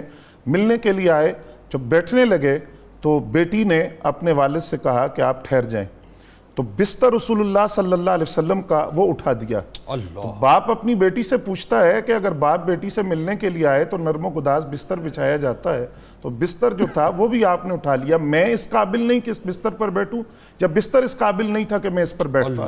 تو بیٹی جواب دیتی ہے کہ ابا جان آپ کی شفقت پدری اپنی جگہ پر اور باپ اور بیٹی کا رشتہ اپنی جگہ پر, آپ اس قابل نہیں ہیں کہ آپ اس بستر پر بیٹھیں. اللہ اکبر. جملہ ادا کر دو اگر آپ فرمائیں کہ یہاں وہ بات آ گئی اور یہ منون اترتی ہے. یہاں پہ وہ بات ہے کہ لا یؤمن احدکم حتی اکون احب الیہ من والدہ وولدہ والناس اجمعین. یہ ہے وہ عملی تفسیر. بالکل. اور دوسرا قرآن نے جو 8 فطرتی محبتیں بیان کی ہیں کہ اللہ اور اس کے رسول کے راستے میں رکاوٹ نہ بنے, اس کی عملی تصویر آ گئی. ماں کی محبت, باپ کی محبت, اولاد کی محبت, قبیلے کی, خاندان کی, تجارت کی محبت, ساری محبتیں اللہ اور اس کے رسول کی محبت پہ قربان ہو جائیں. یعنی یہیں سے ڈی مورلائز ہو گئے. بالکل ٹھیک. تو یہ بستر رسول اللہ صلی اللہ علیہ وسلم کا پاک بستر ہے, اور آپ چونکہ ابھی اسلام نہیں لائے تو میں یہ گوارہ نہیں کر سکتی کہ آپ میرے پاک نبی کے بستر پر بیٹھیں. اب اس کے جواب میں حضرت ابو سفیان جو اسلام نہیں لائے ابھی اپنی بیٹی سے مخاطب ہو کر کہتے ہیں کہ جب تم مجھ سے جدا ہوئی ہو تو تم شر کے ساتھ مل گئی ہو. تو انہوں نے جواباً کہا کہ ابا جی میں شر سے نہیں ملی, اللہ نے مجھے اسلام کی توفیق دے دی ہے, ہدایت کی توفیق دے دی ہے. اور پھر بیٹی اپنے باپ سے مخاطب ہو کر کہتی ہے کہ میں حیران ہوں, آپ اپنے قبیلے کے سردار بھی ہیں, دانش مندی بھی ہے, فہم و فراست بھی ہے, اس کے باوجود آپ ابھی تک بتوں کو پوچھتے ہیں, اور وہ جو پتھر کے بنے ہوئے سنتے نہیں ہیں, بولتے نہیں ہیں, جواب نہیں دیتے, آپ ان کی پوجا کرتے ہیں. تو اس پر ابو سفیان نے جواباً اپنی بیٹی سے کہا کہ میں ان بتوں کو چھوڑ دوں کہ جن کی آباء و اجداد میرے آباء و اجداد پوجا کرتے رہے. لہذا یہ جو پہلا مرحلہ تھا نا, یہ پہلی مایوسی تھی حضرت ابو سفیان رضی اللہ تعالیٰ عنہ کے. بلکہ یوں کہیے کہ میں دوسرے لفظوں میں بھی کہوں کہ وہ موٹیویشن بھی ہو گئی ان کو کہ وہ جو جس ٹریک پہ اب ان کو اس ٹریک پہ آنا چاہیے جو اصل ٹریک پہ. وہ ہدایت کی پہلی اینٹ جو تھی نا, خشتے اول, وہ ہو گئے, وہ بالکل ایسے بالکل ایسے. اب وہ وہاں سے نکلے, مسجد نبوی میں آئے, نبی اکرم صلی اللہ علیہ وسلم وہاں جلوہ فرما تھے. ان سے عرض کیا کہ میں صلح حدیبیہ کی تجدید کے لیے یا اس کے معاہدہ جو ہے اس کی مدت میں اضافہ کر دیے جائے, میں اس لیے حاضر ہوا ہوں. نبی اکرم صلی اللہ علیہ وسلم نے ارشاد فرمایا کہ آپ واقعی اسی کام کے لیے آئے ہیں؟ تو عرض کیا کہ میں اسی کام کے لیے آیا ہوں. فرمایا آپ جانتے ہیں کہ صلح حدیبیہ جو ہے اس کے معاملے میں آپ نے زیادتی کی ہے. تو اس پر حضرت ابو سفیان رضی اللہ تعالیٰ عنہ نے کہا کہ صلح حدیبیہ تو برقرار ہے اور ہم نے اس کو قائم رکھا ہوا ہے, لیکن نبی اکرم صلی اللہ علیہ وسلم نے انکار فرما دیا. اس کی حکمت کیا تھی؟ حکمت یہ تھی کہ اگر نبی علیہ السلام اس معاہدے کی تجدید فرماتے یا اس معاہدے کی مدت میں اضافہ کرتے تو یہ اس بات کے مترادف تھا کہ وہ جو قبیلہ خزاع پر ظلم ہوا تھا اس کی معافی کا اعلان کیا جا رہا ہے. اس بنیاد پر اس قبیلے کی مظلومیت کو سامنے رکھتے ہوئے اور ان کی مدد کو سامنے رکھتے ہوئے آپ نے انکار فرمایا. اب حضرت ابو سفیان رضی اللہ تعالیٰ عنہ وہاں سے اٹھے اور سب سے پہلے یار غار اور حضرت سیدنا صدیق اکبر رضی اللہ تعالیٰ عنہ ان کے پاس پہنچے، یعنی امام العاشقین امام العاشقین، اور وہ جو قرب تھا نا نبی علیہ السلام کے ساتھ، ان کے پیش نظر سب سے پہلے ان کے پاس گئے، ان سے کہا کہ آپ یہ اعلان کر دیں، امان کا، پناہ کا اعلان کر دیں، معاہدے کی تجدید کا اعلان آپ کر دیں۔ تو کیسا جواب آپ نے دیا جو بعد میں اکثریت نے یہی جواب دیا۔ آپ نے فرمایا کہ میں اس پناہ اور امان کا اعلان کیسے کر دوں جبکہ میری پناہ اور میری امان اللہ اور اس کے رسول کی پناہ اور امان کے تابع ہے، میں خود سے کسی امان کا اعلان نہیں کر سکتا۔ یہاں سے حضرت ابو سفیان رضی اللہ تعالیٰ عنہ اٹھے اور تاجدار عدالت حضرت سیدنا فاروق اعظم رضی اللہ تعالیٰ عنہ کی بارگاہ میں آئے، ان سے کہا کہ عمر آپ اعلان کر دیں پناہ کا، امان کا۔ حضرت سیدنا فاروق اعظم رضی اللہ تعالیٰ عنہ کا جو جواب تھا، آپ نے فرمایا میں پناہ کا اعلان کر دوں، امان کا اعلان کر دوں، اگر ایک چونٹی بھی تمہارے خلاف برسر پیکار ہو تو میں تو اس کی بھی مدد کروں گا، اور اگر یہ معاہدہ جدید ہو جائے تو میں دعا کروں گا کہ یہ بوسیدہ ہو جائے، اور اگر یہ معاہدہ پختہ ہو جائے تو میں دعا کروں گا یہ ٹکڑے ٹکڑے ہو جائے، اور جو وعدہ تم نے توڑ دیا ہے میں دعا کرتا ہوں وہ کبھی نہ جڑے۔ عمر فاروق رضی اللہ تعالیٰ عنہ کی طبیعت میں جلال تھا، وہ ان کا ایک خاصہ تھا، وہ کمپرومائز نہیں کرتے، وہ ان کا خاصہ کمپرومائز نہیں کرتے تھے، وہ ایک خاصہ تھا، اس کی بنیاد پر انہوں نے ایسا جواب دیا۔ اب یہاں سے حضرت ابو سفیان رضی اللہ تعالیٰ عنہ اٹھے، حضرت عثمان غنی رضی اللہ تعالیٰ عنہ کے پاس گئے، ان سے کہا کہ آپ سے تمہاری رشتہ داری بھی ہے، خاندان بھی ایک ہے، بڑا قریبی تعلق ہے، تو آپ یہ اعلان کر دیں۔ آپ نے وہی لفظ دہرائے جو حضرت سیدنا صدیق اکبر رضی اللہ تعالیٰ عنہ، پھر یہ حضرت مولا علی المرتضیٰ رضی اللہ تعالیٰ عنہ کے پاس آئے، ان سے کہا کہ آپ یہ اعلان کر دیں اٹھ کر پناہ کا، امان کا، معاہدے کی تجدید کا یا معاہدے کی مدت میں اضافے کا جو درخواست میں لے کر آیا ہوں۔ تو حضرت مولا علی المرتضیٰ رضی اللہ تعالیٰ عنہ نے فرمایا نبی علیہ السلام جو فیصلہ کر دیتے ہیں ہمیں مجال نہیں ہے کہ ہم اس میں مداخلت کریں، جب نبی علیہ السلام نے آپ کو جواب دے دیا تو ہم یہ اعلان نہیں کر سکتے۔ رنگ بھی ایک ہے، جواب بھی ایک ہے۔ پھر اس کے بعد حضرت سعد بن عبادہ رضی اللہ تعالیٰ عنہ ان کے پاس گئے، حضرت ابو سفیان رضی اللہ تعالیٰ عنہ ان سے کہا، انہوں نے وہی لفظ دہرائے جو حضرت سیدنا صدیق اکبر رضی اللہ تعالیٰ عنہ کے لفظ تھے کہ اللہ اور اس کے رسول کی پناہ کے تابع ہے ہماری امان اور پناہ، اور جب نبی علیہ السلام نے کسی کو پناہ اور امان نہیں دی تو ہم اپنے طور پر یہ اعلان نہیں کر سکتے۔ پھر انصار کے جو رؤساء تھے یا قریش کے مہاجرین جو لوگ تھے ان سے ملے، ان کے بعد پھر وہ حضرت سیدہ فاطمہ الزہرا سلام اللہ علیہا کے پاس آئے، ان سے کہا آپ بنت رسول ہیں تو آپ کا ایک قریبی تعلق بھی ہے، آپ کی بات کا انکار نہیں فرمائیں گے، آپ اعلان کر دیں امان اور پناہ کا اور معاہدے کی تجدید کا۔ آپ نے فرمایا کہ میں تو ایک پردے میں رہنے والی خاتون ہوں، یہ میرا کام نہیں ہے۔ پھر امام حسن مجتبی رضی اللہ تعالیٰ عنہ ان کے والے سے کہا کہ آپ ان سے کہہ دیں یہ اعلان کر دیں قیامت تک سرداری ان کی ہو جائے گی۔ آپ نے فرمایا کہ یہ تو ان کی عمر اس وقت جو ہے چھوٹی تھی، جی بالکل، لیکن ان کو یقین تھا کہ اگر یہ بھی کہہ دیں گے تو معاملہ حل ہو جائے گا۔ بالکل، تو آپ نے فرمایا کہ یہ تو ابھی بچے ہیں اور یہ اعلان نہیں کر سکتے، یہ اعلان نبی اکرم صلی اللہ علیہ وسلم فرمائیں گے۔ پھر وہ واپس حضرت مولا علی المرتضیٰ کے پاس آئے، اچھا، ان سے کہا کہ اب آپ مجھے مشورہ دیں، اب میں کیا کروں؟ اب ہر طرف سے جواب مل گیا، اب میں کیا کروں؟ آپ نے فرمایا اٹھو اور تم خود ہی اعلان کر دو اس امان اور پناہ کا۔ پھر سوال کیا کہ مجھے کوئی فائدہ بھی ہوگا؟ فرمایا فائدہ تو نہیں ہوگا لیکن اعلان کر دو۔ تو حضرت ابو سفیان رضی اللہ تعالیٰ عنہ نے خود ہی اٹھ کر یہ اعلان کیا امان اور پناہ کا، اور فوراً مدینہ سے نکل کر مکہ واپس چلے گئے۔ ناظرین کرام ہمارے ساتھ رہنا ہے آپ کو، آج تو بس آپ یہ سمجھ لیجئے آپ کو بہت سی چیزیں انشاءاللہ پتہ چلیں گی، اور بہت سی کنفیوژنز جو ہیں تاریخ کے اندر وہ بھی بڑی کلیئر ہوں گی۔ یہاں تک تو پہنچ گئے، اب ذہن میں رہے کہ قافلہ تیار ہونے والا ہے، یعنی یہ لشکر تیار ہونے والا ہے، اور 10 رمضان المبارک کو جو ہے یہ ٹریولنگ ہوگی مکہ پاک کی طرف۔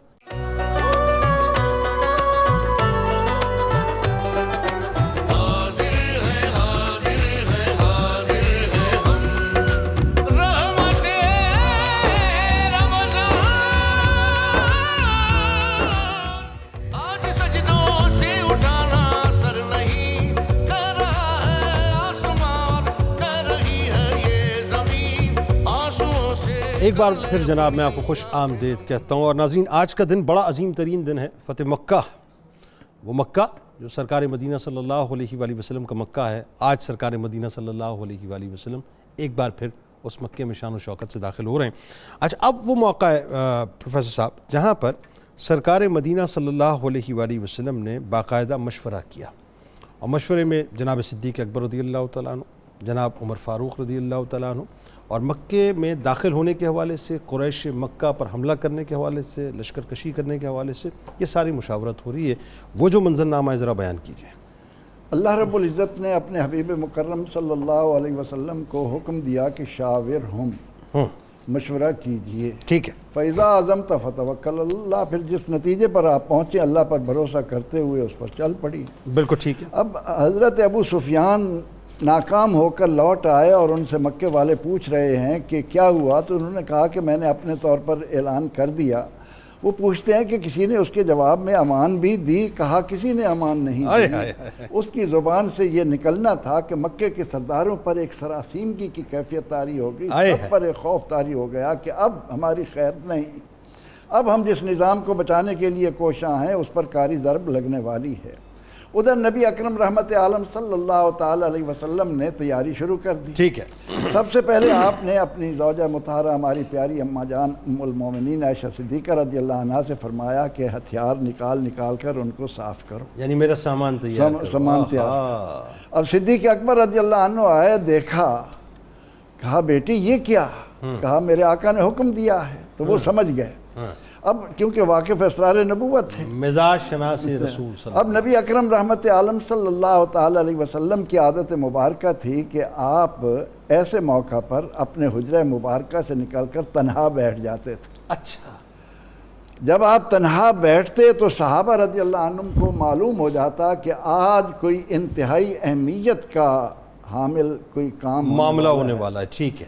ایک ایک کر کسی کو جرت نہ ہوتی کہ آ کر حضور علیہ السلام سے یہ کہتے کہ آپ یہاں کیوں بیٹھے ہیں. ٹھیک ہے. وہ سمجھتے تھے کہ آپ یریدون لیطفئوا نور اللہ بافواہہم واللہ متم نورہ ولو کرہ الکافرون.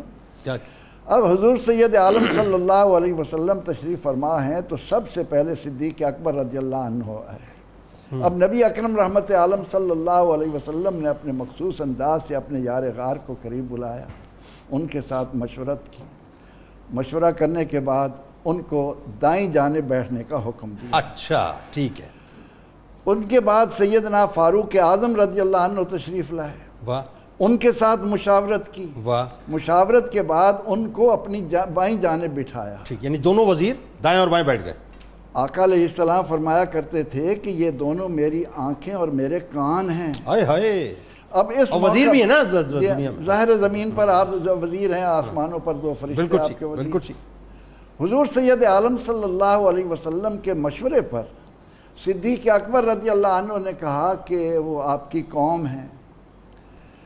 اس کے بعد فاروق اعظم رضی اللہ عنہ فرماتے ہیں کہ یا رسول اللہ صلی اللہ علیہ وسلم جس انداز سے انہوں نے معاہدہ توڑا ہے یہ رحم کے قابل نہیں ہیں، ان پر کاری ضرب لگنی چاہیے. یعنی صدیق اکبر رضی اللہ تعالیٰ عنہ رحم کرنے کا کہہ رہے ہیں کہ آپ ان کے اوپر چڑھائی نہ کریں. اس پر آپ صلی اللہ علیہ وسلم خود فیصلہ فرماتے ہیں. فرماتے ہیں کہ میرے صدیق کو اللہ نے میرے اپنے خلیل کے اوصاف دیے. ہاں، مطلب گھی جیسے نرم ہے، وہ گھی جیسے نرم ہے، جیسے ابراہیم علیہ السلام نرم تھے. اور میرے فاروق کو اللہ تعالیٰ نے نوح علیہ السلام جیسی سختی عطا فرمائی ہے. یہ ان کے فیصلے اس طرح ہوتے ہیں. اللہ. اب اس کے بعد صحابہ رضی اللہ عنہم آتے گئے، ایک ایک سے آپ صلی اللہ علیہ وسلم مشورہ لیتے رہے. اور صحابہ میں تجسس بھی تھا، وہ پوچھ بھی رہے تھے کہ بھئی کیا بات ہوئی، کیا بات ہوئی ہے. ظاہر ہے کہ ایک بہت اہم معاملہ ہے. اور آج 10 رمضان کو وہ مشن پائے تکمیل کی طرف کامیابی کے ساتھ جا رہا ہے. اللہ کے نبی علیہ السلام کا نور نظر دیکھ رہا ہے کہ ہم کس طرح آج اس تمام تر نظام کو باطل کرنے والے ہیں جس کے لیے کفار نے، پوری دنیا کے باطل پرستوں نے مل کر ایکا کر رکھا. اب نبی اکرم رحمت عالم صلی اللہ تعالی علیہ وسلم نے تمام صحابہ رضی اللہ عنہم کے ساتھ مشورہ کرنے کے بعد جو لشکر تیار کیا وہ 10,000 تک پہنچ گیا. 10,000 صحابہ کرام رضوان اللہ تعالی علیہ. اور بعض نے 12,000 کی تعداد لکھی ہے. تو وہ اس کا یہ کہتے ہیں کہ 2,000 راستے میں قبائل آ کر آپ کے ساتھ ملتے گئے. لیکن آپ صلی اللہ علیہ وسلم نے مدینہ منورہ میں صحابہ رضی اللہ عنہم کے ساتھ مشورت کے ساتھ جو لشکر تیار کیا. اب اس کے بعد آپ صلی اللہ علیہ وسلم نے انہیں ہدایات دیں اور 10 رمضان المبارک کو یہ لشکر اس انسان کامل کی صورت میں جیسا سپہ سالار زمین پر نہ کوئی آیا نہ قیامت تک آئے گا. سوال ہی نہیں ہے، سوال ہی نہیں. کس انداز سے نبی اکرم رحمت عالم صلی اللہ علیہ وسلم نے ان کے سردار کو لوٹایا اور کس طرح فاروق اعظم رضی اللہ عنہ فرما رہے ہیں کہ یہ ظلم اس وقت ختم ہوگا جب اس کی جڑیں کاٹی جائیں گی. واہ.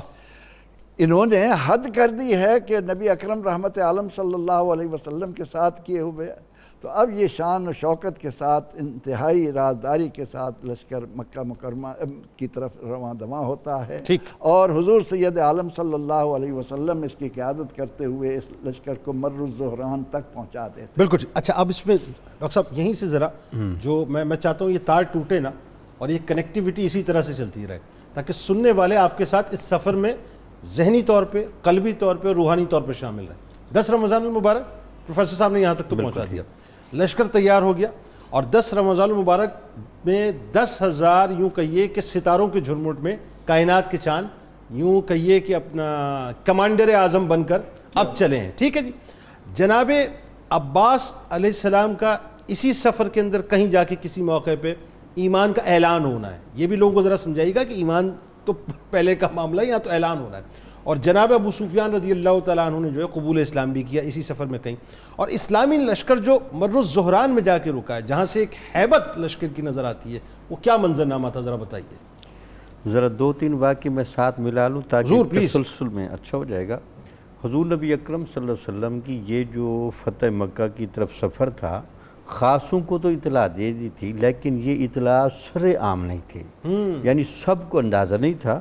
آپ نے سب سے پہلے ابو قتادہ ربعی کو بطن عظم کی طرف روانہ کیا، ٹھیک ہے، کہ یہ لشکر ادھر جائے گا، اور یہ تاثر دیا گیا کہ ہم ادھر جا رہے ہیں لشکر کشی کے لیے، یعنی یہ فوجی حکمت عملی، فوجی حکمت عملی، واہ واہ واہ کیا اچھی ایک تو یہ آیا واقعہ۔ پھر اس کے بعد یعنی دشمن کا ذہن منتشر ہو جائے، ڈیویٹ ہو جائے، وہ کچھ اور سمجھے کہ ہم کہیں اور سے آ رہے ہیں، ہم کہیں اور سے آ رہے ہیں۔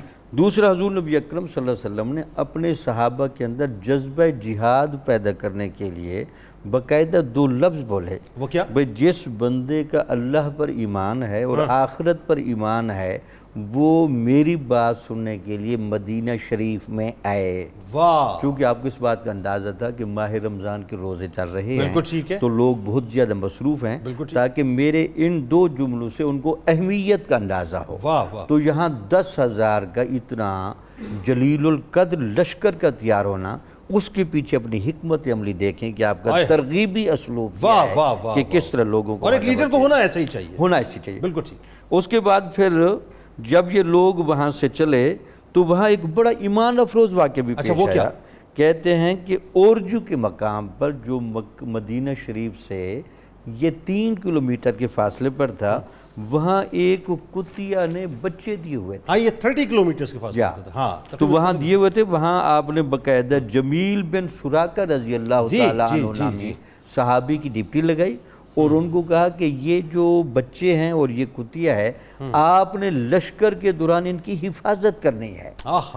یہ ہمارے رحمت للعالمین کی جانوروں پر رحمت کا تاثر، آپ اندازہ کیجئے یہ ارج اور طلوب کے درمیان جو ہے جگہ ہے، بلکہ میں شاید غلطی کر گیا، یہ 30 مائلز ہے، تقریباً کو 45 اراؤنڈ کلومیٹرز بنتا ہے یہ، ٹھیک ہے۔ تو آپ جو بتا رہے تھے پہلے وہ بتائیں، پھر میں جملہ عرض کرتا ہوں۔ مطلب یہ ہے کہ وہاں آپ نے اتنا ہنگامی سفر اور اتنا مستقل مزاجی والے سفر میں ان سٹیپس کو کور کرنا، اس سے آپ کی حکمت عملی بریک کی، اور دنیا کو یہ پیغام دینا کہ میں اصلاً تو رحمت للعالمین ہوں، لیکن جہاں عذاب معطل ہو جائیں اور جہاں کفر و شرک جڑ جما رہا ہو، لیکن اس کو میں جڑ سے اکھاڑ دوں گا۔ لیکن صاحب یہ بات دیکھیں، خاص طور پہ اس میں یہ بات جو آپ نے کی، یہ بات ویسے لوگوں کو اس طرح سے بھی سمجھ میں آئے کہ سرکار مدینہ صلی اللہ علیہ وآلہ وسلم اتنے بڑے مشن پہ جا رہے ہیں، یعنی مکہ فتح کرنے جا رہے ہیں، 10,000 صحابہ ساتھ ہیں۔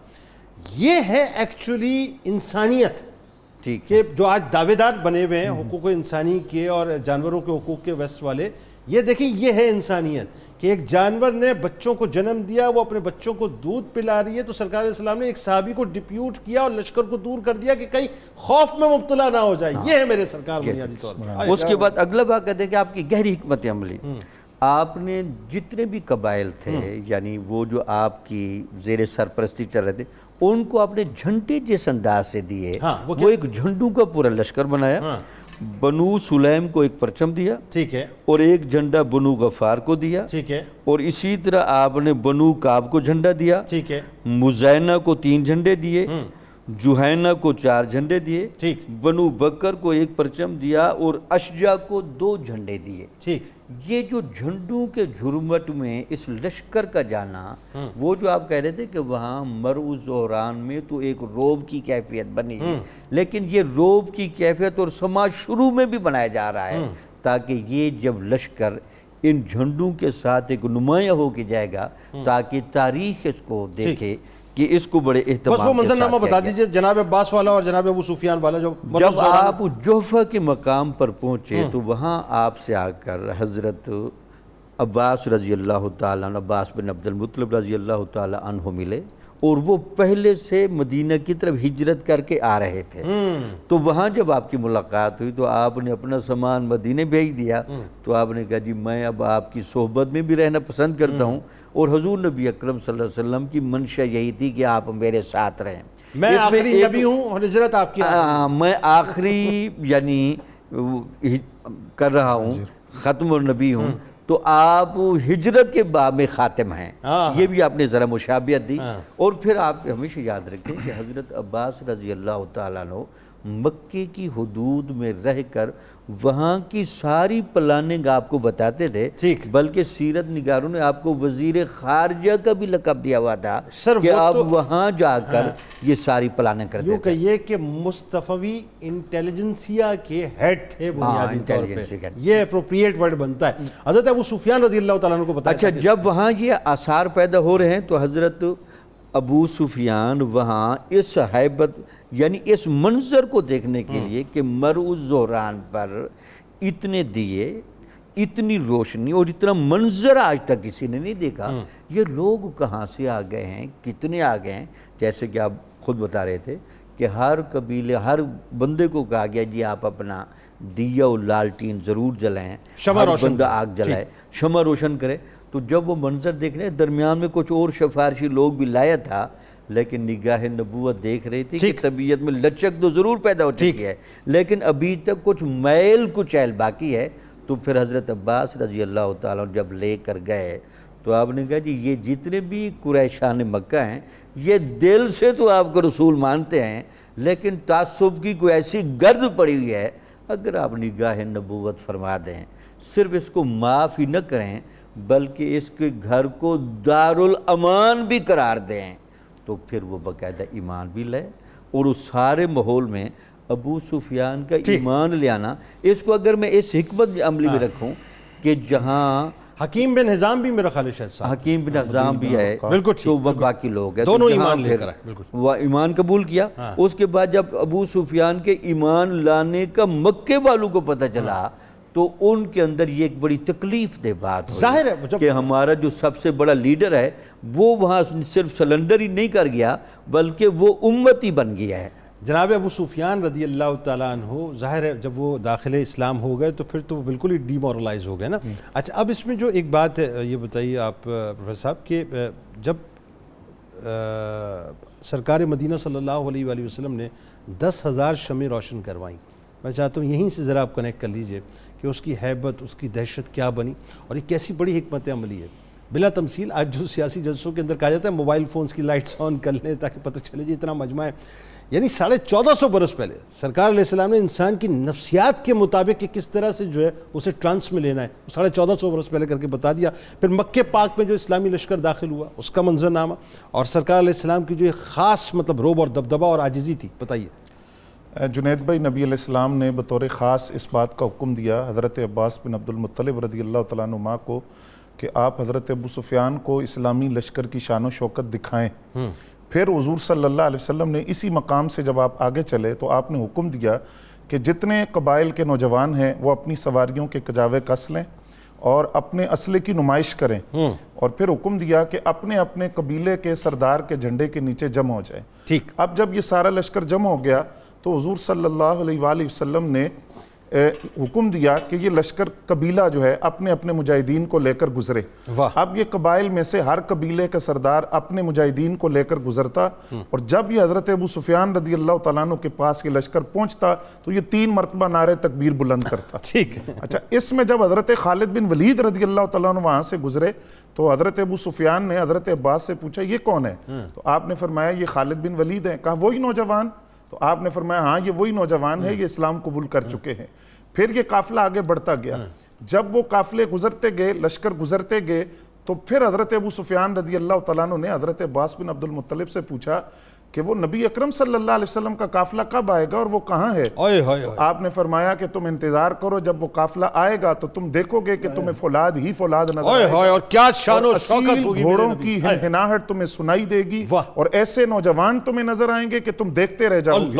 اور جب وہ لشکر آیا, اور سبز قبہ پوش لشکر جب وہ تھا, 1000 آپ کے ساتھ تھے, اور نبوت کے بدر کمال ان کے درمیان میں تھے. اور پھر لشکر کی صورتحال یہ تھی کہ زریں اور صرف آنکھیں نظر آتی تھی, اور حضرت سیدنا فاروق اعظم رضی اللہ تعالیٰ عنہ کی آواز بار بار بلند ہو رہی تھی, آہستہ چلو آہستہ چلو, پیچھے مجاہدین کو ساتھ ملنے دو. اور پھر حضرت سعد بن عبادہ رضی اللہ تعالیٰ عنہ کے وہ الفاظ, فرمایا الیوم یوم الملحمہ, آج انتقام کا دن ہے. نبی علیہ السلام نے فرمایا کہ نہیں, الیوم یوم المرحمہ, آج رحمت کا دن ہے, انتقام کا دن نہیں ہے. اور آج کے دن کعبۃ اللہ کی تعظیم کی جائے گی, کعبۃ اللہ کو غلاف چڑھایا جائے گا. پھر نبی علیہ السلام نے اس مقام قریش کی عظمت کا بھی دن ہے. آپ نے یہ بھی فرمایا, یعنی دیکھیں کون اپنے دشمن کے لیے جملے کہتا ہے, میرے سرکار نے فرمایا کہ آج قریش کی بھی عظمت کا دن ہے. اور یہ اس وقت کی بات ہے کہ جب اقوام متحدہ کا تصور بھی نہیں ہے, تصور بھی نہیں, کنونشن کا بھی تصور نہیں ہے, یہ اس وقت پیغام دیا جا رہا ہے. یعنی دشمن کے لیے کہا جاتا ہے آج تم کو مریم ایٹ کرنے کا دن ہے, بالکل دشمن کے لیے سرکار فرما رہے ہیں کہ آج ان کی عظمت کا دن ہے. پھر نبی اکرم صلی اللہ علیہ وسلم نے ذی طوا کے مقام پر اس سارے لشکر کو اکٹھا کیا, ان کو 4 حصوں میں تقسیم کر دیا. اب ان 4 حصوں میں جب تقسیم کیا تو اب قیادت کس کے پاس ہے؟ ایک لشکر کی قیادت کر رہے ہیں حضرت خالد بن ولید رضی اللہ عنہ, دوسرے ہیں حضرت ابو عبیدہ بن الجراح, تیسرے ہیں حضرت زبیر بن العوام, اور چوتھے ہیں حضرت قیس بن سعد بن عبادہ رضی اللہ تعالیٰ عنہ. حضرت خالد بن ولید سے فرمایا آپ شمال کی طرف سے داخل ہو, اور حضرت زبیر بن العوام سے فرمایا آپ جنوب کی طرف سے جائیں. حضرت ابو عبیدہ بن الجراح سے فرمایا آپ شمال جنوب کی طرف سے داخل ہو, اور ان سے فرمایا آپ جنوب مغرب کی طرف سے, قیس بن سعد عبادہ.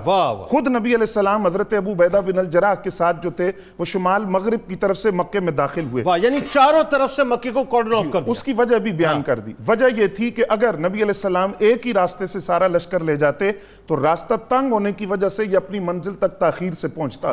چاروں طرف سے داخل ہوئے, جلدی تمام لشکر اپنی منزل پر پہنچے. دوسری وجہ یہ تھی کہ سارا لشکر اگر اکٹھا داخل ہوتا تو کفار اپنی قوت کو مجتمع کر کے مقابلے کے لیے آ جاتے, اور یہاں جنگ کا آغاز ہو جاتا, جنگ شروع ہو جاتی. یہ حکمت عملی تھی کہ نبی علیہ السلام نے 4 راستوں سے ان کو داخل کیا. اب جب یہ لشکر داخل ہوا, کیفیت یہ تھی کہ نبی علیہ السلام کی پہلی نظر کعبۃ اللہ پر پڑی. دائیں طرف حضرت سیدنا صدیق اکبر ہیں, بائیں طرف حضرت حسین بن خدیر رضی اللہ تعالیٰ عنہ ہیں. سیاہ رنگ کی یمنی چادر کا امامہ نبی علیہ السلام نے سر اقدس پر قربان, اور سواری پر پیچھے حضرت اسامہ بن زید رضی اللہ تعالیٰ عنہ کو بٹھایا گیا ہے. پہلی نظر کعبے پر پڑی تو حضور صلی اللہ علیہ وسلم کی گردن مبارک اتنی جھک گئی عاجزی سے کہ جو سواری کا کجاوا تھا اس کی لکڑی سے حضور کی پیشانی ٹکرائی, جو آپ کا امامہ تھا اس کے پیچ ڈھیلے پڑ گئے. اس قدر گردن کو عاجزی سے جھکا کر اعلان کیا کہ میں فاتح بن کر نہیں آ رہا, میں اللہ کا عاجز بندہ بن کے مکہ میں داخل ہو رہا ہوں. پھر آقا کریم صلی اللہ علیہ وسلم نے, حضرت جابر رضی اللہ تعالیٰ عنہ فرماتے ہیں, ایک چوٹی پر سرکار کھڑے ہوئے جہاں خیمہ نصب کیا گیا تھا نبی علیہ السلام کا, اس کی طرف اشارہ کر کے آپ نے فرمایا جابر یہی مقام ہے جہاں قریش نے اعلان کیا تھا کہ ہم آپ سے قطع تعلقی کا اعلان کرتے ہیں, نہ آپ سے تجارت کریں گے نہ آپ سے تعلقات رکھیں گے, آج میرا خیمہ یہاں نصب ہے. پھر جب نبی علیہ السلام اترے تو یہ لفظ لکھے ہیں کہ صحابہ نے اپنی ہتھیلیوں کو نیچے رکھا. آقا کریم صلی اللہ علیہ وسلم سواری سے نیچے آئے, آپ نے کعبۃ اللہ کا طواف کیا اور پھر چھڑی کے ساتھ اشارہ کیا, بت منہ کے بل گرے, جاء الحق وزہق الباطل ان الباطل کان زہوقا، حق آ گیا اور باطل مٹ گیا، باطل بے شک مٹنے کے لیے تھا۔ پھر نبی علیہ السلام کی زبان اقدس پر قرآن کی آیات آئیں، اذا جاء نصر اللہ والفتح ورأیت الناس يدخلون فی دین اللہ افواجا فسبح بحمد ربک واستغفرہ انہ کان توابا۔ اور حضور صلی اللہ علیہ وسلم کی گردن مبارک جھکی ہوئی تھی کہ فاتحین عالم کی تاریخ بھی سامنے رکھو اور فتح مکہ کی تاریخ بھی سامنے رکھو کہ کسی سے انتقام کا اعلان نہیں کیا جا رہا، اللہ کا عاجز بندہ بن کے میں مکہ میں داخل ہو رہا۔ بھائی سبحان اللہ، آپ سلامت رہیں، آپ سلامت رہیں، اللہ آپ کو سلامت رکھے۔ کیا خوبصورت آپ نے گفتگو کی ہے۔ یہ ہے ناظرین اصل چہرہ اسلام کا، یہ ہے اصل چہرہ میرے اسلام کا، آپ کے اسلام کا۔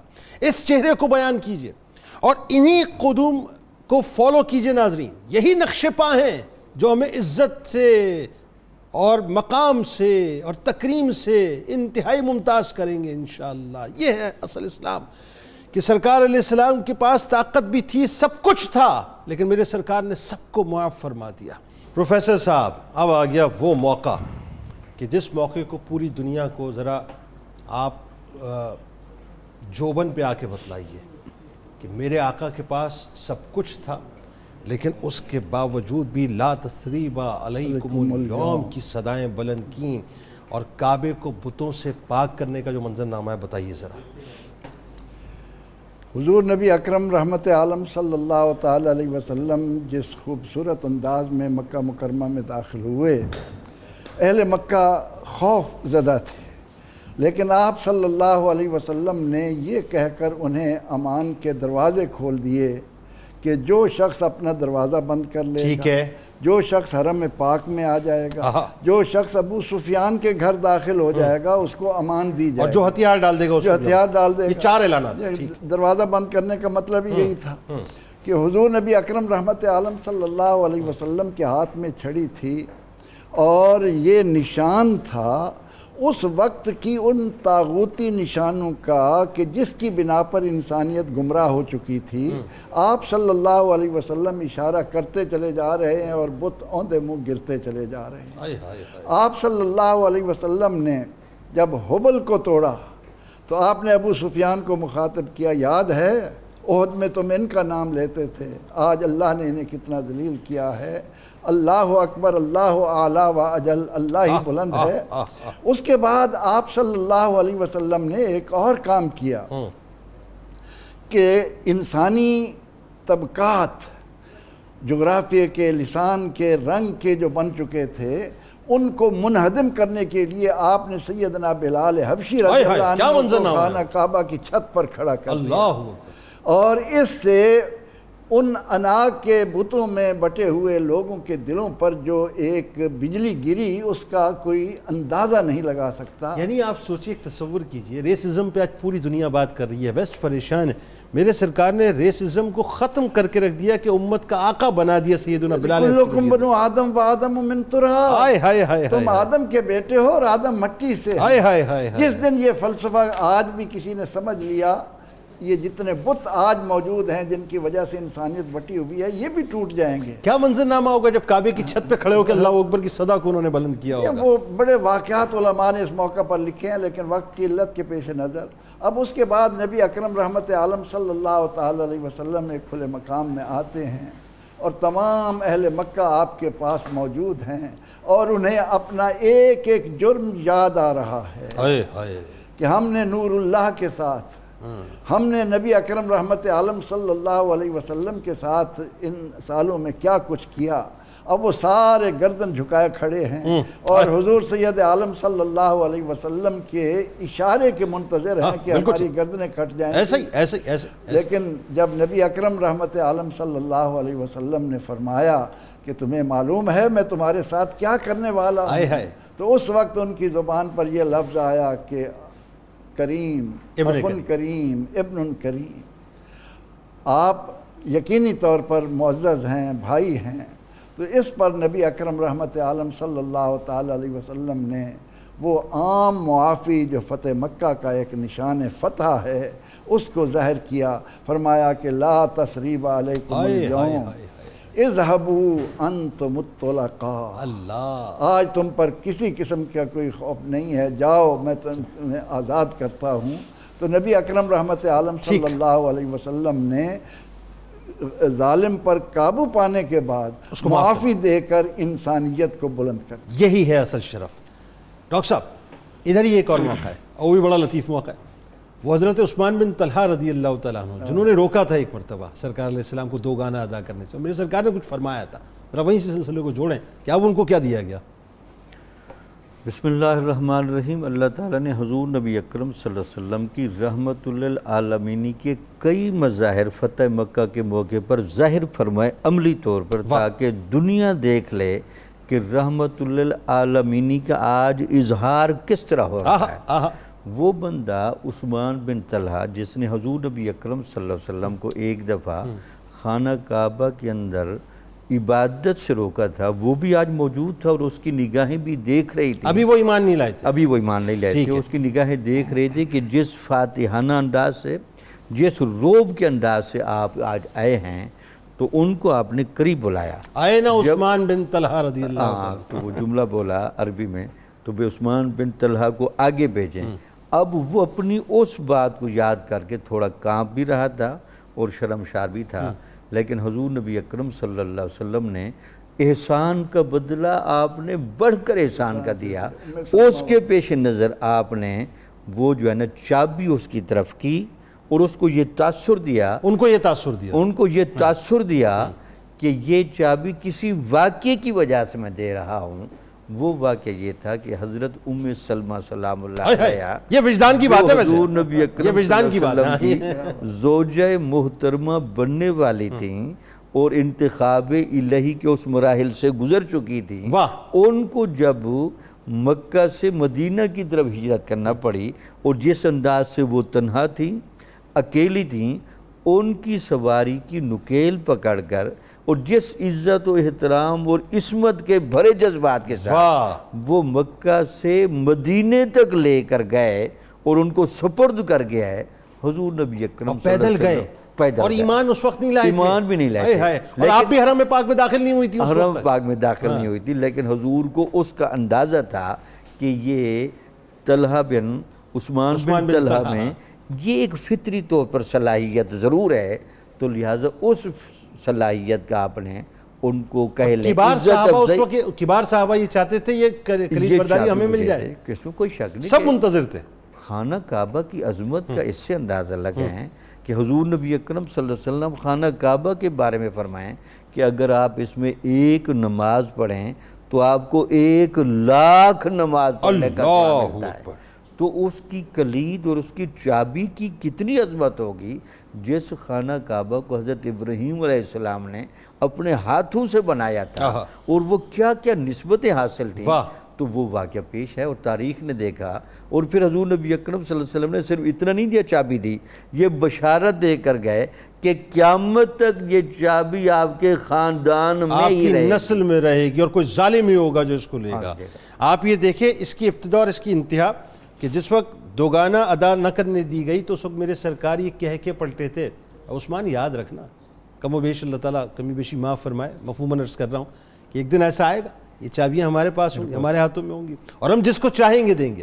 وہ وقت آ گیا اور سرکار نے پھر جو چاہا وہ دیا، لیکن یہ بھی بتلایا کہ میں رحمت للعالمین ہوں. اللہ اکبر. اور آج بھی ظاہر آپ دیکھیے وہی خاندان وہی تسلسل چل رہا ہے. فائنلی عام معافی کا اعلان ہو گیا، رحمت للعالمین کی رحمت للعالمین ہی سامنے آ گئی. لیکن یہاں ایک بات بہت سمجھنے کی اور سمجھانی کی لوگوں کو کہ میرے سرکار نے سب کو معاف نہیں فرمایا، کچھ لوگوں کے لیے سختی کی ہے، کچھ گستاخان رسول صلی اللہ علیہ وآلہ وسلم کے لیے سخت ترین احکامات دیے، اور وہ بھی خانہ کعبہ کی وسینٹی کے اندر، اس جورسڈکشن کے اندر دیے. وہ کیا ہے وہ بھی ذرا بتائیے. جنید بھائی، جہاں نبی اکرم صلی اللہ علیہ وسلم نے عام معافی کا اعلان کر دیا اور سخت سے سخت دشمنوں کو بھی معاف کیا، دوسری طرف نبی اکرم صلی اللہ علیہ وسلم نے 15 ایسے افراد تھے جن کا نام لے کر فرمایا کہ ان کے قتل کو اور خون کو میں مباح قرار دیتا ہوں، یہ جہاں تم میں ملیں آسان ان کو الفاظ میں قتل بتائیں کر دو. تاکہ ایک عام سننے والے کو سمجھ آئے. قتل کو جائز قرار دیتا ہوں، جہاں یہ ملیں ان کو قتل کر دو، اگرچہ یہ حرم میں ہوں، کعبے کے غلاف میں کیوں نہ چھپے ہوئے. یہ شمع برداروں کو سمجھا رہا ہوں میں آپ کے توسط سے. اب میں یہاں جو قابل توجہ بات عرض کرنا چاہتا ہوں، نبی اکرم صلی اللہ علیہ وسلم کا یہ اعلان اس حیثیت سے بھی ہے کہ وہ ریاست مدینہ کے سربراہ ہیں، اور وہ یہ پیغام دے رہے ہیں کہ گستاخان رسول کے لیے لیے اور توہین رسالت کے مرتکب افراد کے لیے ریاست کا کردار کیا ہونا چاہیے. یعنی ایک طرف پیمانہ رحمت کا اور دوسری طرف یہ پیمانہ بھی ذہن میں رہے. ریاست کو کیسا سٹینڈ لینا چاہیے. اب یہ جو 15 افراد تھے ان کے لیے یہ آرڈر جاری ہو گیا. ان کے اندر عبداللہ ابن قتل تھا سب سے پہلے, اور اس کی 2 کنیزیں تھیں. اس کے لیے حکم ہوا کہ اس کو بھی قتل کر دیا جائے. اب یہ مرتد ہوا تھا, نام عبدالعزیٰ تھا, نبی علیہ السلام نے نام تبدیل کیا تھا. جب خبر ملی کہ نبی علیہ السلام مکہ میں داخل ہوئے ہیں, سواری پکڑی, ہتھیار لیے اور نبی علیہ السلام کا مقابلہ کرنے کے لیے چل پڑا. جب لشکر کو دیکھا تو پھر حواس باختہ ہو گیا, کعبے کے خلاف میں چھپ گیا. ایک صحابی نے دیکھا, اسی کی سواری پر بیٹھ کر نبی اکرم صلی اللہ علیہ وسلم کو خبر دی کہ عبداللہ بن قتل جو ہے وہ کعبے کے غلاف میں چھپا ہوا ہے. نبی علیہ السلام نے فرمایا کہ وہیں اس کو قتل کر دو. کعبے کے غلاف میں لکھتا ہوا ہے. جی بالکل. اور ساتھ یہ بات فرمایا کعبہ مجرموں کو پناہ نہیں دیتا, وہاں حرم میں ہے تو وہاں اس کا خون بہا دو, یہ توہین رسالت کا مرتکب ہے. یہ حرم پاک وہی ہے کہ جہاں چونٹی بھی نہیں ماری جا سکتی, شکار نہیں کیا جا سکتا, جانوروں کو اذیت نہیں دی جا سکتی, وہاں پودے نہیں کھیڑے جا سکتے. اس حرم پاک کے اندر توہین رسالت کا جو مرتکب ہے, گستاخ رسول ہے, فرمایا غلاف کے اندر چھپا ہوا ہو تو وہاں اس کو قتل کر. اب اس کی 2 کنیزیں تھیں, یہ شعر لکھ کر ان کو دیتا اور وہ گا کر نبی علیہ السلام کی توہین کرتی تھی. ان 2 میں سے ایک کو تو قتل کیا گیا, ایک واپس آئی, اس نے اسلام قبول کیا. میں یہ نقطہ عرض کرنا چاہتا ہوں, توہین رسالت کا مسئلہ اتنا حساس مسئلہ ہے کہ غزوات کے اندر کہا کہ عورتوں کو کچھ نہ کہنا, اور یہاں فرمایا کہ وہ عورت ہے لیکن قتل کر دو اس لیے کہ وہ توہین رسالت کی مرتکب ہے. عورت کو بھی بالکل, یہ ریاست کے سربراہ کا حکم, اور یہ مسئلہ سمجھایا کہ یہ کس قدر اہم مسئلہ ہے. نہ مرد سے کمپرومائز ہوگا نہ عورت سے, اس مسئلے کے اندر. اور رحمت للعالمین ہی دیکھ لی, لا تثریب علیکم. اچھا, ان میں سے اکثر, آخری جملہ, اکثر کو جو معاف فرمایا ہے تو یہ بات یاد رکھنی چاہیے, وہ نبی علیہ السلام کا اختیار تھا, اپنے اختیار کی بنیاد پر انہوں نے معاف فرمایا. یہ اختیار یوں کہیے کہ وہ سرکار علیہ السلام کے ثواب دیدی اختیارات تھے جس کو آپ نے استعمال کیا, وہ ان کی خصوصیت تھی. وہ خصوصیت تھی. بالکل ٹھیک. ناظرین ہمارے ساتھ رہیں. فتح مکہ کا دن آج بہت عظیم ترین دن. ناظرین آپ بھی سحری کیجئے, ہم بھی کرتے. مغفرت کا عشرہ ہمارے درمیان سے جدا ہو کے چلے جائے گا. آج اس عشرے کی آخری سحری ہے. اللہ تعالیٰ قبول فرمائے تمام عبادتوں کو. لوٹتے ہیں انشاءاللہ, پھر آپ کو مجموعہ کلام بھی سنوائیں گے اور قصص القرآن بھی انشاءاللہ.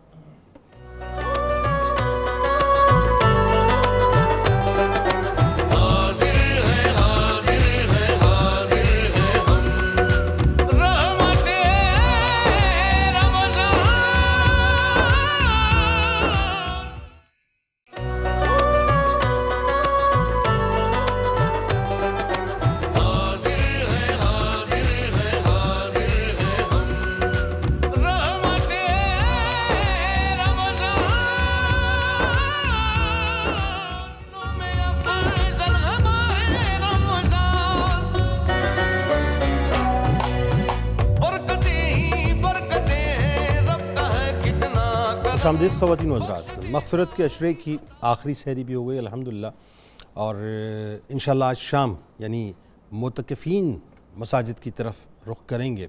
میری دعا ہے اللہ تعالیٰ ہم سب کو یہ توفیق عطا فرمائے, اور جو اعتکاف کے لیے جائیں اللہ تعالیٰ ان کے اعتکاف کو بھی قبول فرمائے. بس 2-4 باتوں کا خیال کرنا ہے آپ نے. ایک تو یہ کہ نمازوں کی پابندی تو ظاہر ہوگی انشاءاللہ, تراویح کی پابندی کیجئے, قرآن پاک کی پابندی کیجئے, آپ بھی کیجئے, گھر والوں کو بھی کروائیے, ذکر کیجئے, لا الہ الا اللہ محمد رسول اللہ صلی اللہ علیہ وآلہ وسلم, استغفر اللہ کثرت سے کیجئے, اور ساتھ ساتھ صلاۃ و تسبیح کا بھی روز رات کو اہتمام کیجئے. بس اللہ کو راضی کیجئے. بڑا کمر کس کے اللہ کی بارگاہ میں یہ 10 دن حاضر ہونے کا موقع ہے. پروفیسر صاحب کیا فرمائیں گے, کیا پیغام دیں؟ پروردگار عالمین کی طرف سے بندوں کے لیے انعامات کی جو بارش ہو رہی ہے, اس ضمن میں جب ہم ایک دن کا بھی اعتکاف کرتے ہیں تو اللہ رب العزت زمین و آسمان کے خلا جتنی 3 خندقیں جہنم کے درمیان کھود دیتا. اور قرآن یہ کہتا ہے کہ جو شخص فمن زحزح عن النار وادخل الجنہ فقد فاز, کامیاب وہ ہے جو جہنم سے بچا کر جنت میں داخل کر دیا گیا. اللہ نے ہمیں زندگی میں موقع دیا ہے, اس کے پورے آداب کے ساتھ اس کو ہم نے بجا لانا ہے. بالکل ٹھیک ہے. ڈاکٹر صاحب کیا فرمائیں گے؟ بسم اللہ الرحمن الرحیم. اعتکاف بنیادی طور پر خلوت کے اندر اور اعمال کی اس پیٹرن میں رہ کے مسجد میں رہنا ہے تاکہ آپ خلوت کے اندر بھی اللہ تعالیٰ کو یاد کرنے کے عادی بنیں. ہم لوگوں کے سامنے تو گناہ کرنے سے بچنے کے بڑے عادی ہیں، لیکن تنہائی کے گناہوں سے ہم کم بچتے ہیں۔ تو اعتکاف لگتا یہ ہے کہ یہ تنہائی کے اعتبار سے بھی انسانوں کی گہری تربیت کی جائے۔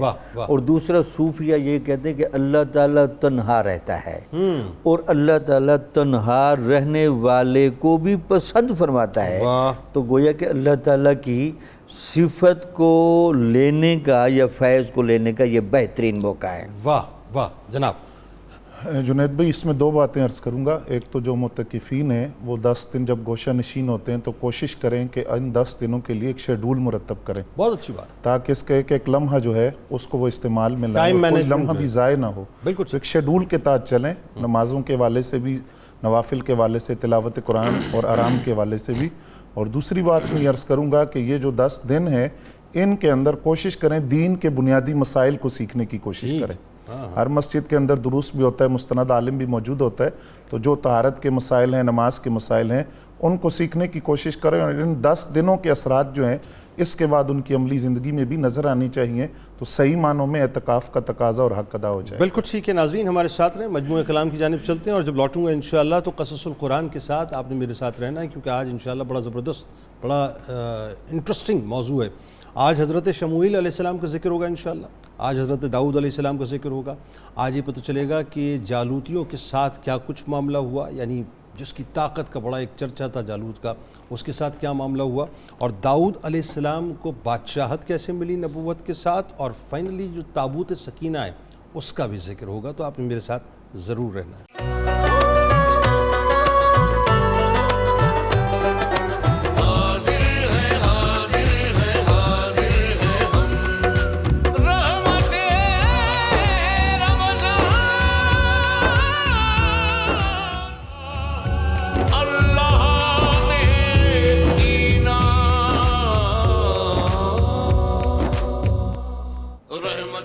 ایک بار پھر ناظرین میں آپ کو خوش آمدید کہتا ہوں۔ رحمت رمضان کی خصوصی براہ راست نشریات ہے اور قصص القرآن کا موقع ہے، اور آج حضرت شموئیل علیہ السلام کا ذکر ہوگا انشاءاللہ، حضرت داؤد علیہ السلام کا بھی ذکر ہوگا، اور جالوتیوں کے بارے میں بھی آپ کو بتلاؤں گا انشاءاللہ، اور تابوت سکینہ کا بھی تذکرہ ہوگا۔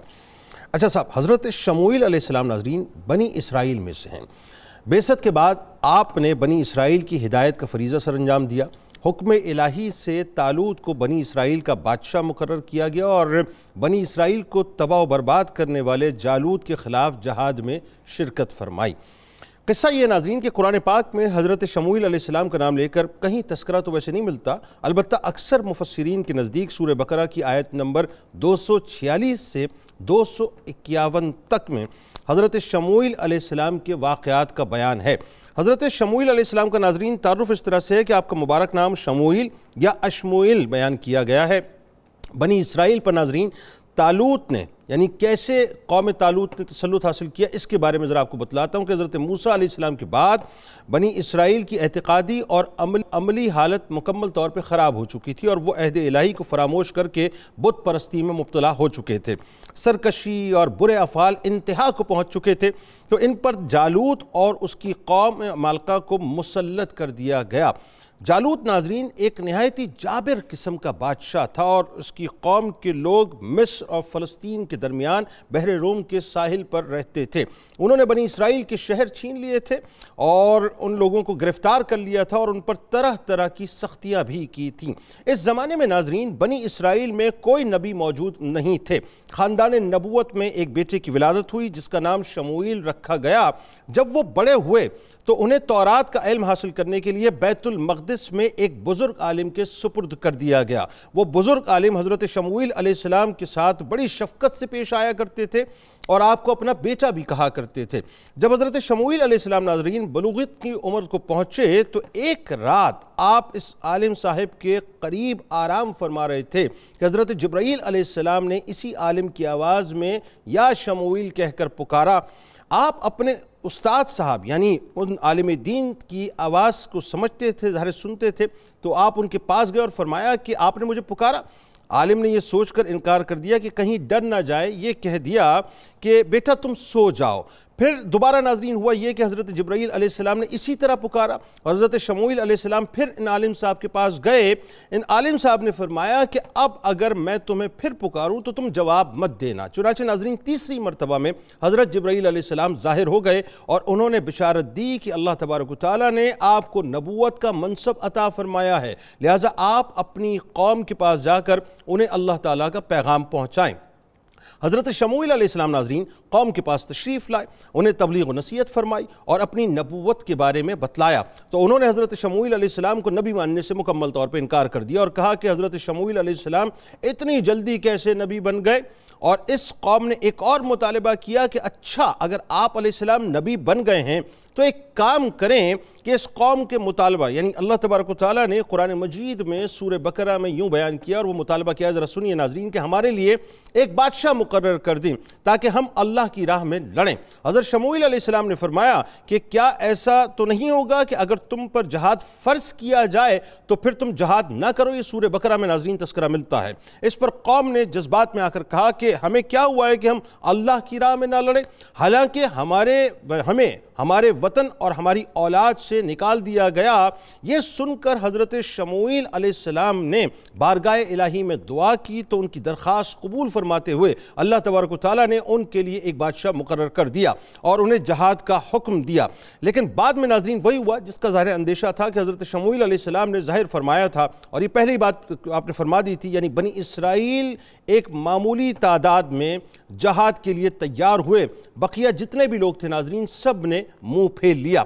اس قوم کے ناظرین اس رویے سے اللہ تبارک و تعالیٰ جو ہے ظاہر غیظ و غضب میں آیا اور اللہ تبارک و تعالیٰ نے اس کو بیان کیا کہ تو پھر جب ان پر جہاد فرض کیا گیا تو ان میں سے تھوڑے سے لوگوں کے علاوہ بقیہ سب نے منہ پھیر لیا، اور اللہ ظالموں کو خوب جانتا ہے. بنی اسرائیل میں ناظرین بادشاہ کا انتخاب اس طرح ہوتا تھا کہ دعا کرنے پر اللہ تعالیٰ کی طرف سے حضرت شموئیل علیہ السلام کو ایک عصا ملا اور بتایا گیا کہ وہ شخص تمہاری قوم کا بادشاہ ہے جس کا قد اس عصا کے برابر ہوگا. یعنی یہ پیمانہ تھا بنیادی طور پہ. حکم کے مطابق لوگوں کی پیمائش کرنے کا جو سلسلہ تھا ناظرین وہ کیا گیا، تو طالوت کا قد اس عصے کے برابر تھا. تو حضرت شموئیل علیہ السلام نے ان سے فرمایا کہ میں تمہیں حکم خداوندی سے بنی اسرائیل کا بادشاہ مقرر کرتا ہوں، اور بنی اسرائیل سے فرمایا کہ اللہ تعالیٰ نے طالوت کو تمہارا بادشاہ بنا کر بھیجا ہے. یہ سن کے ناظرین سرداروں نے حضرت شموئیل علیہ السلام سے کہا کہ نبوت تو لاوی بن یعقوب علیہ السلام کی اولاد میں چلی آتی ہے اور سلطنت یہود بن یعقوب کی اولاد میں، جبکہ طالوت ان دونوں خاندانوں میں سے نہیں ہے، نیز یہ غریب آدمی ہے، تو یہ بادشاہ کیسے ہو سکتا ہے؟ اس سے زیادہ تو بادشاہت کے اقدار ہم ہیں. یعنی یہاں پر ناظرین اس بات کو سمجھیں کہ یہ بھی وہی مینٹیلٹی ہے کہ اسٹیٹس نہیں ہے، طاقت ظاہر اپنی جگہ، لیکن وہ مقام اور مرتبہ نہیں ہے جو مقام و مرتبہ اللہ نے ہمیں عطا کیا ہے، تو یہ کیسے بادشاہ بن سکتا ہے؟ اس معاملے پر ناظرین بنی اسرائیل کی پہلی نافرمانی تھی کہ اللہ تبارک و تعالیٰ کے حکم کے مقابلے میں اپنا قیاس کیا اور بلا وجہ وہ بحث کرنے لگے. انہیں بتایا گیا کہ سلطنت کوئی وراثت نہیں ہے، کسی نسل اور خاندان کے ساتھ خاص بھی نہیں ہے، اس کا دار و مدار تو صرف فضل الہی پر ہے. طالوت کو تم پر اللہ تبارک و تعالیٰ نے بادشاہ مقرر کیا ہے، نیز وہ علم میں اور قوت میں تم سے بڑھ کر ہے. چونکہ علم اور قوت سلطنت کے لیے بڑے معاون ہوتے ہیں، طالوت اس زمانے میں ناظرین تمام بنی اسرائیل سے زیادہ علم رکھتے تھے اور انتہائی توانا جسم کے مالک بھی تھے، اسی لیے وہ بادشاہت کے مستحق تھے. اس بات کو ناظرین اللہ تبارک و تعالیٰ نے قرآن مجید میں یوں بیان کیا ہے کہ اور ان کے نبی نے فرمایا کہ بے شک اللہ نے تمہارے لیے طالوت کو بادشاہ مقرر فرمایا ہے. تو کہنے لگے کہ اسے ہم پر حکمرانی کیسے مل گئی، حالانکہ ہم اس سے حکومت کرنے کے زیادہ حقدار ہیں، اسے تو دولت کی فراوانی بھی نہیں دی گئی ہے. نبی نے فرمایا بے شک اللہ نے اسے تم منتخب کر لیا ہے اور اسے علم اور جسم میں زیادہ کشادگی عطا فرمائی ہے، اور اللہ اپنی سلطنت کی امانت جسے چاہتا ہے عطا فرما دیتا ہے، اور اللہ بڑی وسعت والا اور خوب جاننے والا ہے. بنی اسرائیل نے طالوت کی بادشاہی کے حوالے سے کچھ نشانی مانگی. تو ہوا یہ ناظرین کہ حضرت شموئیل علیہ السلام نے فرمایا کہ جس کو اللہ تبارک و تعالیٰ نے قرآن پاک کی سورہ بقرہ میں یوں بیان فرمایا ہے، اور ان کے نبی نے ان سے فرمایا کہ اس کی سلطنت کے من جانب اللہ ہونے کی نشانی یہ ہے کہ تمہارے پاس صندوق آئے گا، اس میں تمہارے رب کی طرف سے سکون قلب کا سامان ہوگا اور کچھ آل موسیٰ اور آل ہارون کے چھوڑے ہوئے تبرکات ہوں گے. اسے فرشتوں نے اٹھایا ہوا ہوگا، اور اگر تم ایمان والے ہو تو بے شک اس میں تمہارے لیے بڑی نشانی ہے۔ یہ تابوت سکینہ کیا ہے ناظرین؟ ذرا سے پہلے یہ سمجھ لیں۔ یہ تابوت سکینہ اللہ تبارک و تعالیٰ نے حضرت آدم علیہ السلام پر نازل فرمایا تھا، اور اس میں تمام انبیاء کرام علیہ السلام اور ان کے مکانات کی تصویریں تھیں۔ یہ صندوق نسل در نسل منتقل ہوتا رہا، حضرت موسیٰ علیہ السلام تک پہنچا۔ آپ اس میں تورات بھی رکھتے تھے اور اپنا مخصوص سامان بھی۔ چنانچہ ناظرین اس تابوت میں تورات کی تختیوں کے ٹکڑے بھی تھے، اور حضرت موسیٰ علیہ السلام کا عصا بھی تھا، ان کے کپڑے بھی تھے، ان کے نالین شریف بھی تھے، اور حضرت ہارون علیہ السلام کا امامہ بھی تھا، ان کا عصا بھی تھا، اور تھوڑا سا من جو کہ بنی اسرائیل پر نازل ہوا تھا وہ بھی تھا۔ حضرت موسیٰ علیہ السلام ناظرین جنگ کے موقع پر اسی صندوق کو آگے رکھتے تھے، جس سے بنی اسرائیل کے دل کو سکون ملتا تھا۔ آپ علیہ السلام کے بعد یہ تابوت بنی اسرائیل میں چلتا آیا۔ جب انہیں کوئی مشکل درپیش آتی تو یہ تابوت سامنے رکھ کر دعائیں کرتے اور کامیاب ہوتے۔ دشمنوں کے مقابلے میں ناظرین اس کی برکت سے فتح پاتے تھے۔ جب بنی اسرائیل کی ناظرین حالت خراب ہوئی اور ان کی بدعملی بہت زیادہ بڑھ گئی تو اللہ تبارک و تعالیٰ نے ان پر قوم عمالقہ کو مسلط کر دیا، یعنی قوم عمالقہ ان سے تابوت چھین کر لے گئے اور انہوں نے اسے نجس اور گندے مقام میں رکھا اور اس کی بے حرمتی کی۔ ان گستاخیوں کی وجہ سے عمالقہ کے لوگوں پر طرح طرح کے امراض آئے، مصائب آئے، اور ان کی 5 بستیاں ہلاک ہو گئیں، اور انہیں یقین ہو گیا کہ تابوت کی توہین و بے ادبی ہی ان کی بربادی کا سبب ہے۔ چنانچہ انہوں نے تابوت کو ایک بیل گاڑی پر رکھ کر بیلوں کو چھوڑ دیا، اور فرشتے اسے بنی اسرائیل کے سامنے طالوت کے پاس لائے، اور چونکہ اس تابوت کا آنا بنی اسرائیل کے لیے طالوت کی بادشاہی کی نشانی قرار دیا گیا تھا، اس لیے بنی اسرائیل نے طالوت کی بادشاہی کو تسلیم کر لیا اور بلا تاخیر جہاد کے لیے آمادہ ہو گئے، کیونکہ تابوت آنے سے ہی انہیں اپنی فتح کا یقین ہو گیا تھا۔ یہاں ناظرین ایک جملہ میں عرض کروں کہ یہ وہی تابوت ہے جس کو آج بھی یہودی پوری دنیا میں تلاش کر رہے ہیں، کیونکہ وہ یہ سمجھتے ہیں کہ اگر یہ تابوت انہیں مل گیا تو وہ جو فتح نصرت کا ایک سلسلہ ہے ناظرین، جو تسلسل ٹوٹا تھا، وہ ایک بار پھر قائم ہو جائے گا۔ بہرحال کسی دن اس موضوع پہ بات کریں گے۔ طالوت نے ناظرین بنی اسرائیل میں سے 70,000 جوان منتخب کیے، جن میں حضرت داؤد علیہ السلام بھی تھے۔ طالوت اپنے لشکر کو لے کر بیت المقدس سے روانہ ہوا۔ چونکہ بنی اسرائیل کے اس سفر ناظرین جہاد کے لیے تھا، لہٰذا سخت گرمی بھی اس وقت تھی، اس لیے جب گرمی کی وجہ سے ان مجاہدین کو سخت پیاس لگی تو طالوت نے اس لشکر سے کہا، بے شک اللہ تمہیں ایک نہر کے ذریعے آزمانے والا ہے، تو جو اس نہر سے پانی پیے گا وہ میرا نہیں ہے، اور جو نہ پیے گا وہ میرا ہے، سوائے اس کے کہ جو ایک چلو اپنے ہاتھ سے بھر لے۔ یعنی ایک امتحان کی گھڑی اس وقت آ گئی۔ اب دیکھنا یہ تھا کہ اس امتحان میں کامیاب کون ہوتا ہے۔ طالوت نے ناظرین یہ سب کچھ حضرت شموئیل علیہ السلام پر اترنے والی وحی کے بنا پر کیا تھا، اور اس میں حکمت یہ تھی کہ شدید پیاس کے وقت جو حکم کی تعمیل پر ثابت قدم رہا وہ آئندہ بھی ثابت قدم رہے گا اور سختیوں کا مقابلہ بھی کر سکے گا، اور جو اس وقت اپنی خواہش سے مغلوب ہو کر نافرمانی کرے گا وہ آئندہ سختیوں کو کیسے برداشت کرے گا۔ یعنی ان کا ایک ٹیسٹنگ پیریڈ تھا، یوں سمجھ لیجئے۔ قصہ مختصر یہ ناظرین، جب نہر آئی تو اکثر لوگ جی بھر کر اس سے پانی کے سبب جو ہے وہ پانی پینے لگے، تو اس سبب سے امتحان میں مکمل طور پہ ناکام ہو گئے، یعنی فیل ہو گئے۔ صرف 313 افراد ثابت قدم رہے، 313 افراد، یہ فگر ذہن میں رکھیں ناظرین۔ پیاس کی شدت پر صبر کیا اور ایک چلو پر ان 313 لوگوں نے گزارا کر لیا۔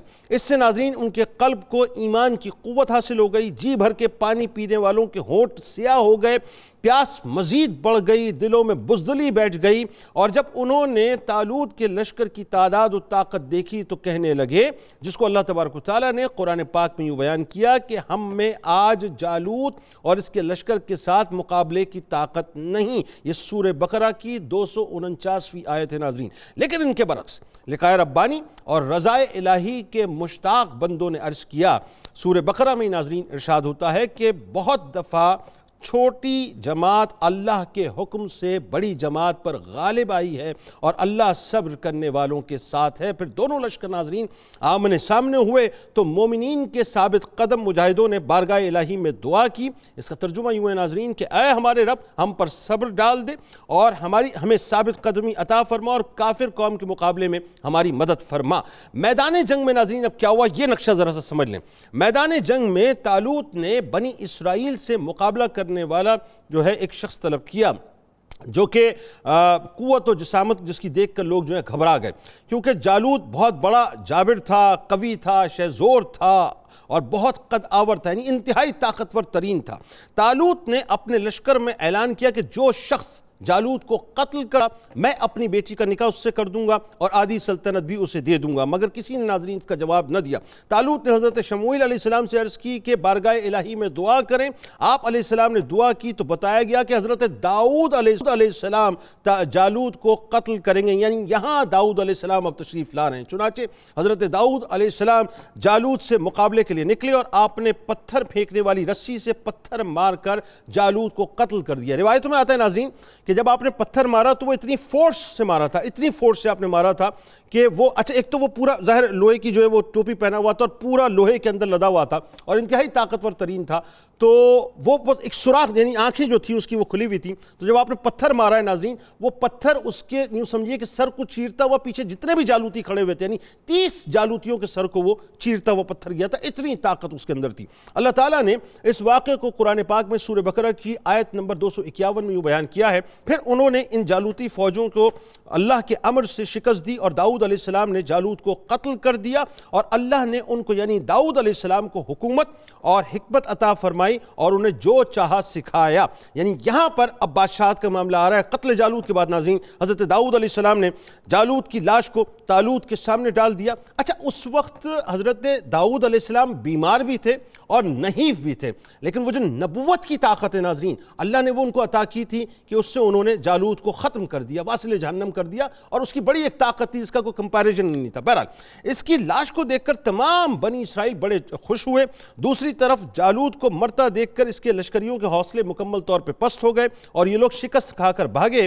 یوں کفر کا زور ٹوٹا اور اہل ایمان کو غلبہ حاصل ہوا۔ اس کے بعد حسب وعدہ طالوت نے حضرت داؤد علیہ السلام کو آدھی سلطنت بھی دے دی اور اپنی بیٹی کا نکاح بھی حضرت داؤد علیہ السلام کے ساتھ کر دیا۔ ایک مدت کے بعد ناظرین طالوت نے وفات پائی تو پوری سلطنت کی بادشاہی حضرت داؤد علیہ السلام کو مل گئی، یعنی یہ پہلے نبی ہیں جو بادشاہت اور نبوت دونوں اللہ تعالیٰ نے آپ کو عطا فرمائی۔ حضرت براء بن عازب رضی اللہ تعالیٰ عنہ فرماتے ہیں کہ ہم محمد مصطفیٰ صلی اللہ علیہ وآلہ وسلم کے صحابہ کا ذکر کیا کرتے تھے۔ غزوہ بدر میں شریک صحابہ کرام رضوان اللہ تعالیٰ علیہ مجمعین کی تعداد اتنی تھی جتنی امتحان میں کامیاب ہونے والے طالوت کے ان ساتھیوں کی تھی جنہوں نے ان کے ساتھ دریا پار کیا، یہ 310 سے زیادہ تھے۔ ترمذی شریف کی روایت ہے ناظرین کہ امتحان میں کامیاب ہونے والے طالوت کے ساتھیوں کی تعداد 313 افراد پر مشتمل تھی۔ یہاں اب میں آخر میں ایک بات ناظرین آپ کو سمجھاؤں۔ اللہ تبارک و تعالی بنیادی طور پہ جب کسی سے کام لینا چاہتا ہے تو پھر اس کو کھڑا کر دیتا ہے۔ وہاں کلیم بنی اسرائیلیوں کا کیا تھا کہ طالوت جو ہے وہ تو ظاہر اللہ نے اس کو اسٹیٹس ہی عطا نہیں کیا معاذ اللہ، تو وہ ہمارے قابل ہی نہیں ہے، یہ سب کچھ ہمیں ملنا چاہیے تھا، لیکن اللہ کا جو ڈیوائن فیصلہ ہوتا ہے ناظرین وہ بالکل انسان کی سوچوں سے ماورا ہوا کرتا ہے۔ اللہ تعالیٰ کسی کو اسٹیٹس کی بنیاد پہ کچھ نہیں دیتا۔ اللہ تبارک و تعالیٰ جس پر فضل کرتا ہے، جس سے کام لینا چاہتا ہے تو پھر اس کو دیگر خوبیوں سے نوازتا ہے، وہ خوبیاں آپ کو دی تھی۔ دوسری بات ناظرین داؤد علیہ السلام سے اللہ تعالیٰ نے جو کام لینا تھا وہ کام اللہ تعالیٰ نے ان سے لیا۔ اور تیسری جو اہم ترین بات ہے ناظرین اس میں ایک فیکٹر ہے تابوت سکینہ کا، یہ انتہائی اہم ترین فیکٹر ہے۔ یاد رکھیے گا آج یہ جو پوری کی پوری انٹرنیشنل پالیٹکس ہے ناظرین، جیسا میں بار بار کہتا ہوں کہ خطے کے اعتبار سے اگر آپ جیو پولیٹیکل سچویشن کو سمجھنا چاہتے ہیں، اس کی پلس کو سمجھنا چاہتے ہیں، تو آپ کو لازمی ہر صورت میں ناظرین آپ کو اسرائیل کے اطراف اور اس خطے کو سمجھنا پڑے گا، یعنی اسرائیل کو آپ کو سمجھنا ہوگا۔ اور یاد رکھیے ناظرین اس کا ایک بہت بڑا کنیکشن تابوت سکینہ کے ساتھ ہے، جو یہودی مستقل اس کو تلاش کر رہے ہیں، یعنی نہ یہ آؤٹ ڈیٹڈ ہوا ہے نہ یہ ڈسکارڈ ہوا ہے، یہ آج بھی اسی طرح سے ریلیونٹ ہے اور یہ قیامت تک اسی طرح سے یعنی آخری جنگ تک اسی انداز سے ریلیونٹ رہے گا۔ بہرحال یہ قصہ یہاں پر ختم ہوتا ہے، مجھے اجازت دیجیے، ہم 4 بجے اس دعا، اس امید، اس یقین کے ساتھ افطار کی خصوصی براہ راست نشریات میں حاضر ہوں گا۔ اللہ تعالیٰ آپ کا، ہمارا، ہم سب کا حامی و ناصر ہو۔ زندگی شرط ہے۔